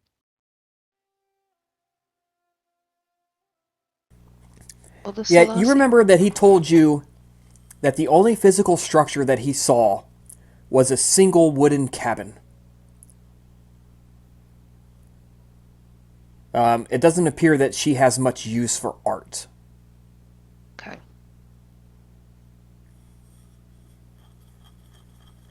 She lives in some Oh, sort of cavern complex. Something carved into glaciers. It's when you see it, you'll understand why he has difficulty explaining it. ah. Also, I actually forgot to ask what kind of a condition the people in the house are.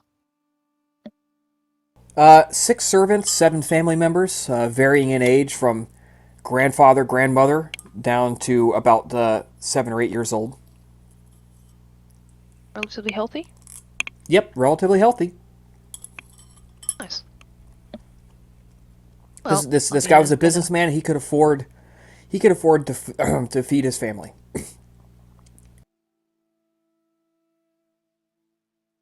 Okay, so Labiena's gonna kind of look at pacing around. Well, not pacing around, but kind of wandering around, trying to figure out who to take and how many. We might even be able to do several trips at this point, because just have to look at this. They stay awake. Oh, sorry, they stay asleep till. Well, until the candle is no longer lit. Until the candle's no longer lit or something violent happens to him that will wake him up. Yeah.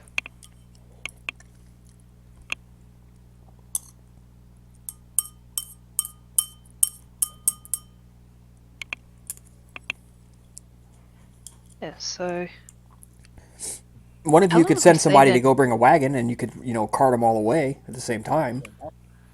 That There's sounds the like other, a good idea. Yes. definitely. Okay, you guys do that.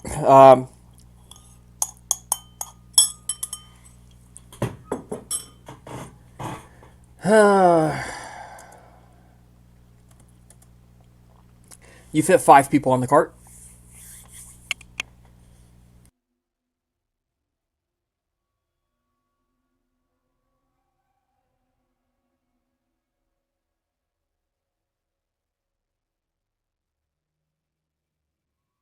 Yeah, you put 5 on All them. You right. guys climb on. Cart rolls away. You get outside the city. I assume you extinguish the candle then. Yep. Also, Labiena was going to feed more if she had a chance before leaving the city. Yeah, you can feed on people in the house. Yeah, so she'd probably take a couple from each that are left. Get 4 blood points. Okay.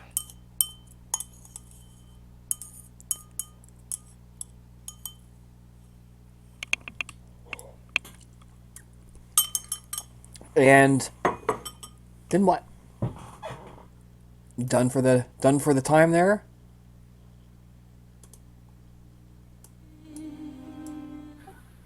I believe so.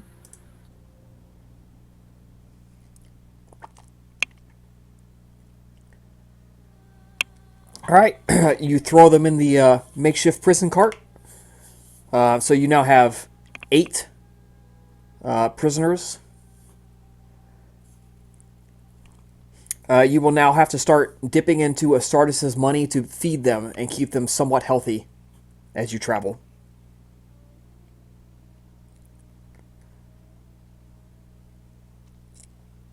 So Astartes, your money reserve is beginning to thin quite a lot. You don't have to feed these guys much, but you do got to feed them some.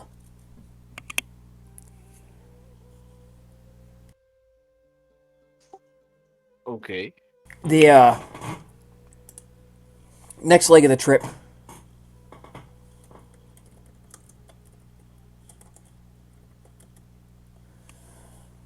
Passes relatively uneventfully. My notes shut off. Got to put them back on.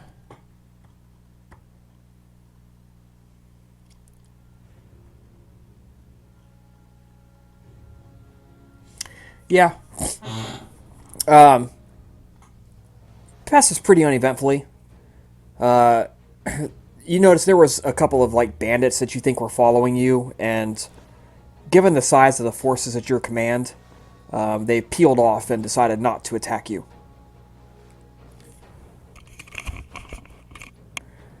Eventually, you make your way close to Como. This is the breakaway point. You either head north into the Alps, or you head further west and then begin to go south to Rome.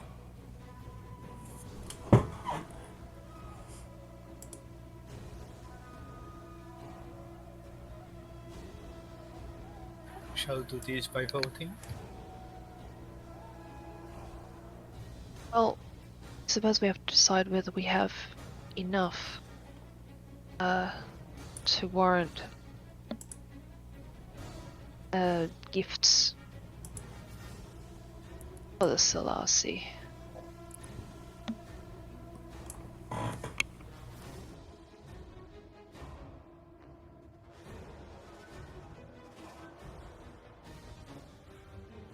What do you think, Astartes? Would 8 be enough? Think? Get them, say, what's the word? Valuables? Keep things long and hard. He tries to summarize all of their hardships that they endured on this trip and everything considering.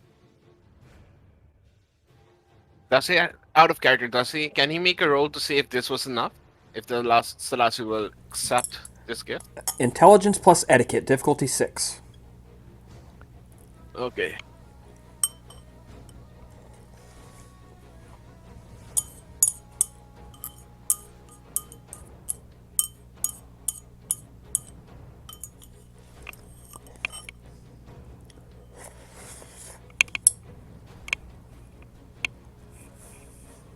Etiquette isn't used often, but man, is it important when you need it.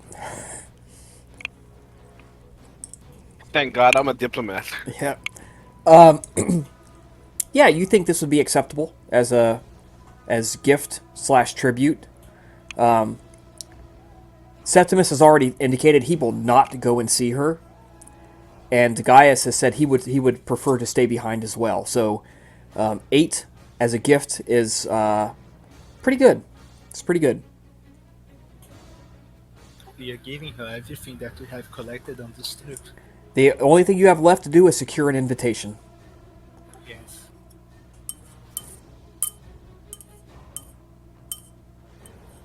So as we get closer, we can then send our emissary to secure said invitation.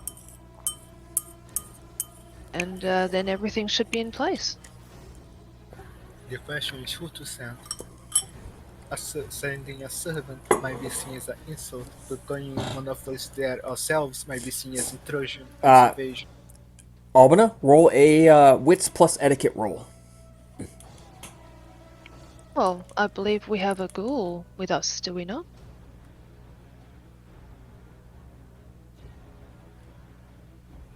Are they look at Barak Bal?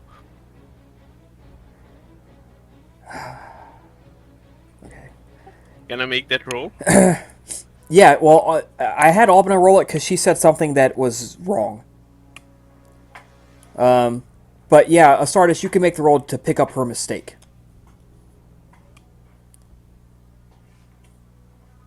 It's good to have a diplomat on the team in this situation. Yeah, Astartes with 2 successes. You're not sure of the 100% accuracies, but it is better to send a servant. It's a delicate balancing act as to how important a servant, but to appear yourself is to appear to be projecting too much strength. Right, so it is better to send a servant who is important, but not too important or too menial. But Barrackball will have to go anyways, because if you guys don't go with him, he's the only one who will have been there with you. That's the hard part. Because I believe Astarion will have a hard time letting Barbal go, knowing the dangers that he's gonna face up there. But he just sighs and asks Barbal in Phoenician, "Do you remember the road?" He nods and says, "Master, it's pretty hard to forget, as much as we want to." I look at him with a sad smile. "I'm sorry, my friend, but I believe you have to go that road up that road one more time." As you say, Master. If it will serve you, we'll make it happen.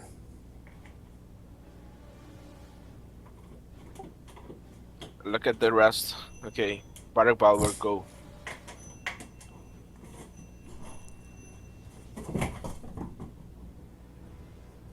So, do we have to send a written how do you call it? Written Make a message? a written request to be Yeah. allowed to come talk to her. So who's gonna write it? Who's got expression? Not I. I do. I believe Flavia does as well. This is something where she could be of use here.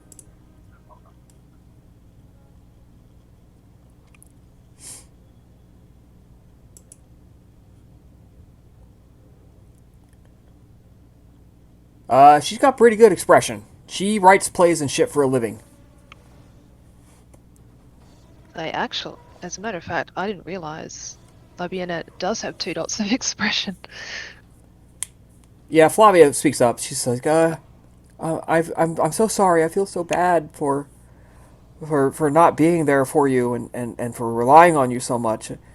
Let me write this. It's the least I can do."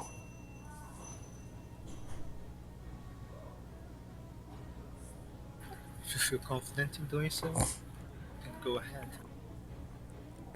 All right, so she's going to make 2 rolls.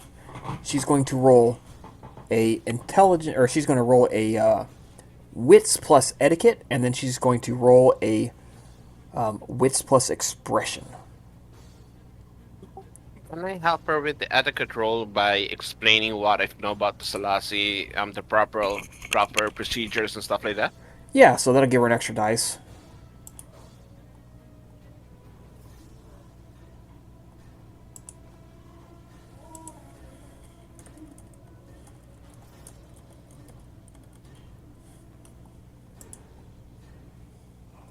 Wits. Etiquette. Come on, do. There it is. Give me 1 extra dice. Roll.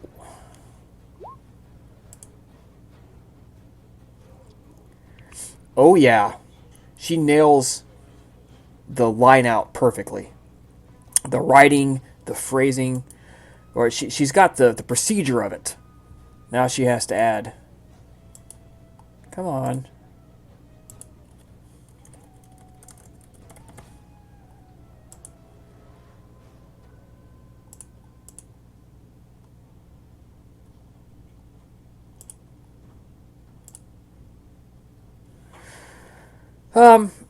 She writes it out. Albina, review it for me, please.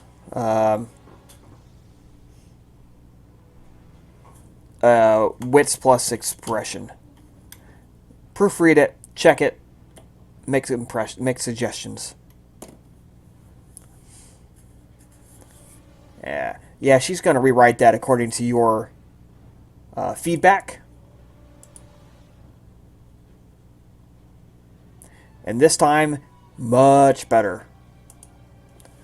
You all feel very confident that the letter itself will gain, if nothing else, it won't hurt your chances, but it should It's phrased and written in such a way as to be very flowery and show deference while still being strong and saying, "We feel strong enough to come and see you. We hope this is sufficient for an invitation." We put ourselves as being beneath her, but not as being her servants. Correct. All right. If there's nothing else for them to do, Barrack Ball and one of the scouts that came with Gaius, you guys settle in. You find a secure area in which to hole up, and he takes off. And he's gone for 2 weeks. In that 2 weeks' time, you have time to heal, you rest, you hunt, you talk, you discuss strategy. And eventually, the two of them come back. Travel worn, tired, cold, a little bit hungry, but unharmed. And they come back to you and say, as soon as they come in, they find you and say, "She has agreed to see you."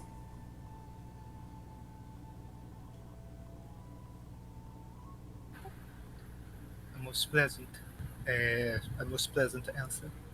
I just shuddered.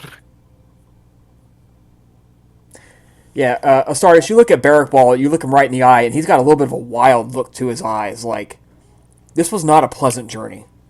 I tell him he can stay and rest. I'm going there alone. He can stay, Yeah, protect the caravan. it wasn't, like, physically hurtful, he wasn't attacked, but mentally it was incredibly taxing.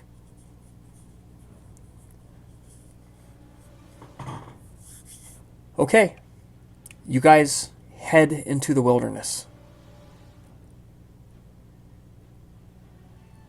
You head north into the mountains. Deeper and deeper.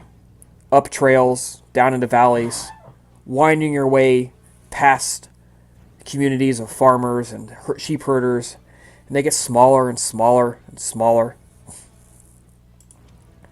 And eventually you find a village of maybe 20 people. And they all look vaguely alike.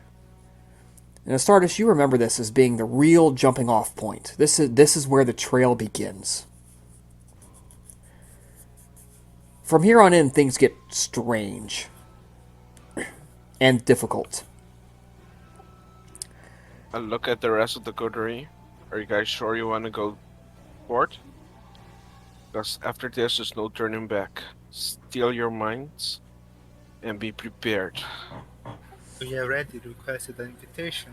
To turn back now would not be seen as proper. I, for one, am prepared. You are never fully prepared. Don't say I didn't warn you guys. And I like to say I man up. I say fuck it and start walking in. Right. Astartes leading the way. He explains that the way to the Selassie is not a defined path, because the paths change. The way to the Selassie is to follow your sense of odd and wrong. Different. You watch for omens. Birds flying in the wrong direction. Rabbits with 3 eyes. Deer with 2 sets of antlers. Ravens that have black but also shimmering green feathers. Leaves with unnatural colors. Trees bent into unusual shapes. It winds around the mountains, climbing higher and higher, and despite it being summer, it's beginning to get colder and colder. I need 1 person to make 3 survival checks and 1 person to make 3 ride checks to navigate your wagons.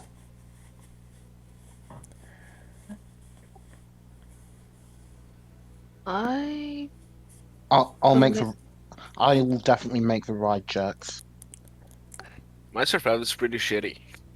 My survival is pretty shitty, but I can do it if you guys want. Okay. What would the attribute be being used?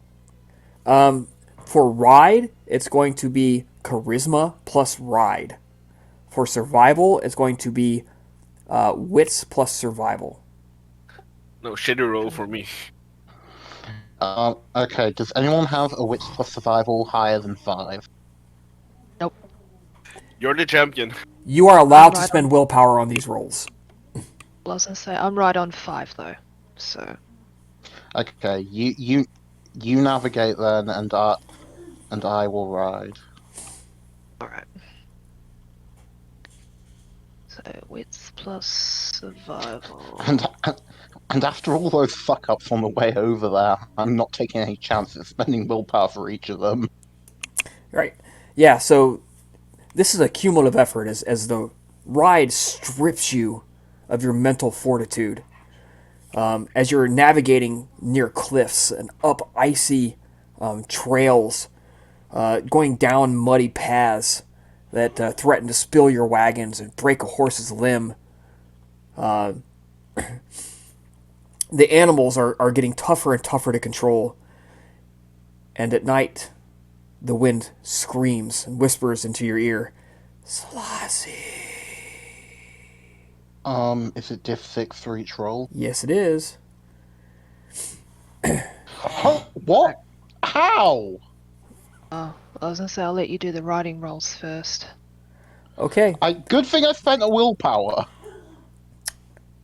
So you're doing the riding rolls? Yeah. All right. Androdimus, as you're slowly taking the horses up one of these icy trails, you hear the wagon's wheel begin to slip, and you look at the rocks, and the rock begins to crumble underneath one of the wheels, and it starts to drag the cart. And then it catches, and the cart twists, and the horse slips and falls to the ground and begins to slide over the side. And you have to make a split-second decision. Do we let it all slide out, or do I cut the harness and let the horse plunge to its death? Now, right now. Cut the harness. You leap off, whooshing, the horse slides in a pile of rock and blood. You have to main strength pull the wagon back onto the trail.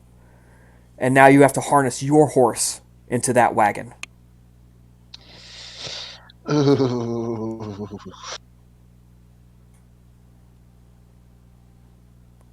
And Flavia looks horrified. She's clutching her dog like, why did I do this? Why did I do this? Why did I just stay behind? This is fucking stupid. Why did I do this?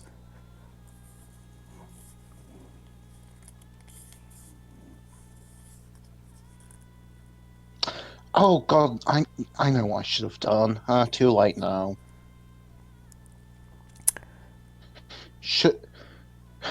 Could have bought a bit more time by just manifesting something fit for a few seconds, but oh well. And you look at Astartes, and he just looks you right in the eye with that look. I told you so. Alright. Second roll. Wait, do we make each ride roll or ride survival, or like just. I don't care. Okay. I'll just make my other ride Yep. rolls then. Okay, this is much. You manage to succeed with the wind screaming in your ears in the passes, and the leaves reaching down. Seemingly the trees move to caress your face, and each time it slaps, you hear, watching, careful, as the nature seems to speak to you, taking messages back to the mistress of the mountains. Labiena. Okay. Well, let's use 1 willpower in this first roll. Actually.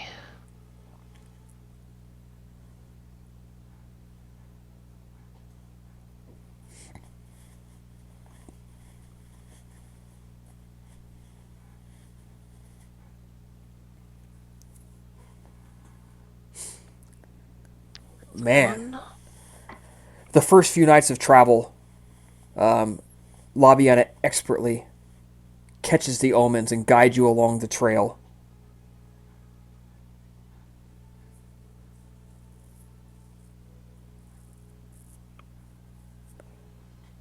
What the fuck?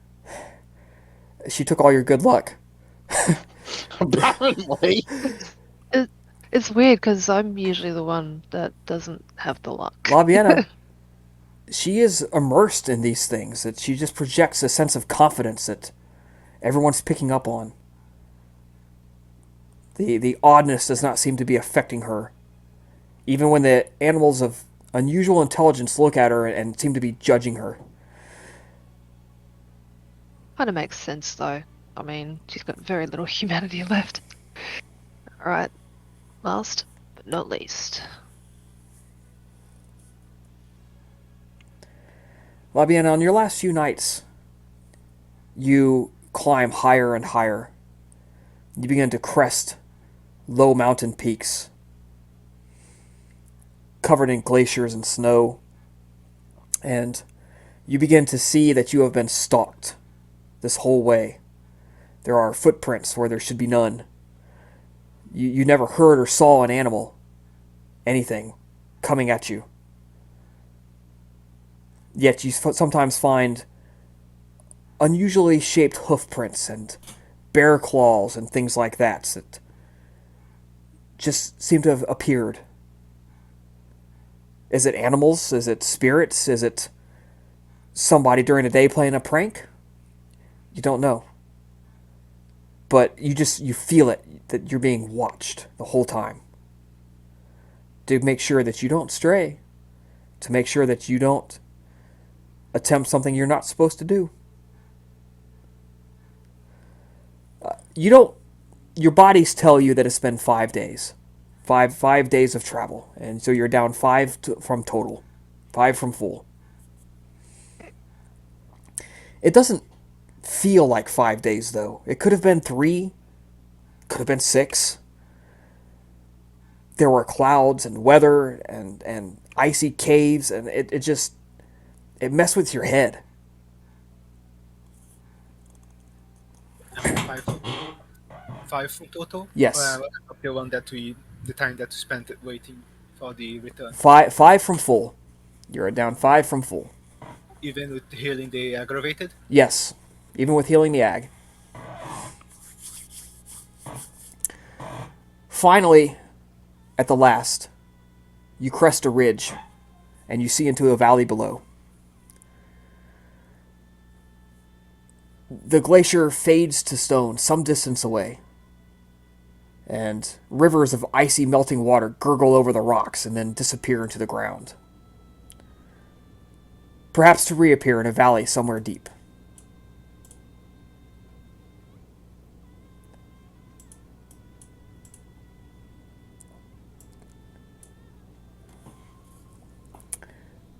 The moonlight and starlight cast an eldritch bluish-white glow across the snow and ice. At the limit of your vision, in the center of the valley, you can make out a ring of rocks, a ring of standing stones. And off to one side, perhaps halfway up the valley to your left, there's a single structure of some kind. Small.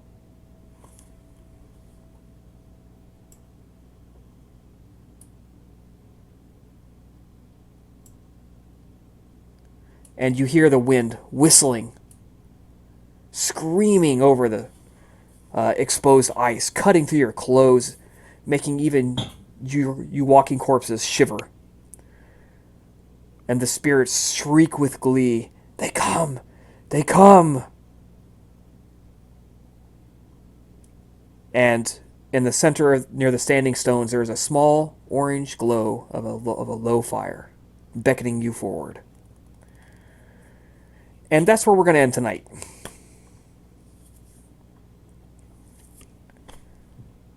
Whew. You made it. 2 experience points for everybody tonight. Great job.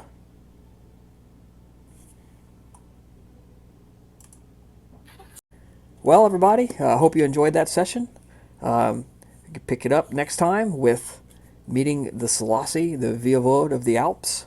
And I know I probably pronounced that wrong, so use the Chamasset purists out there, cut me some slack. So, once again, everybody, thanks for listening. Have a great evening.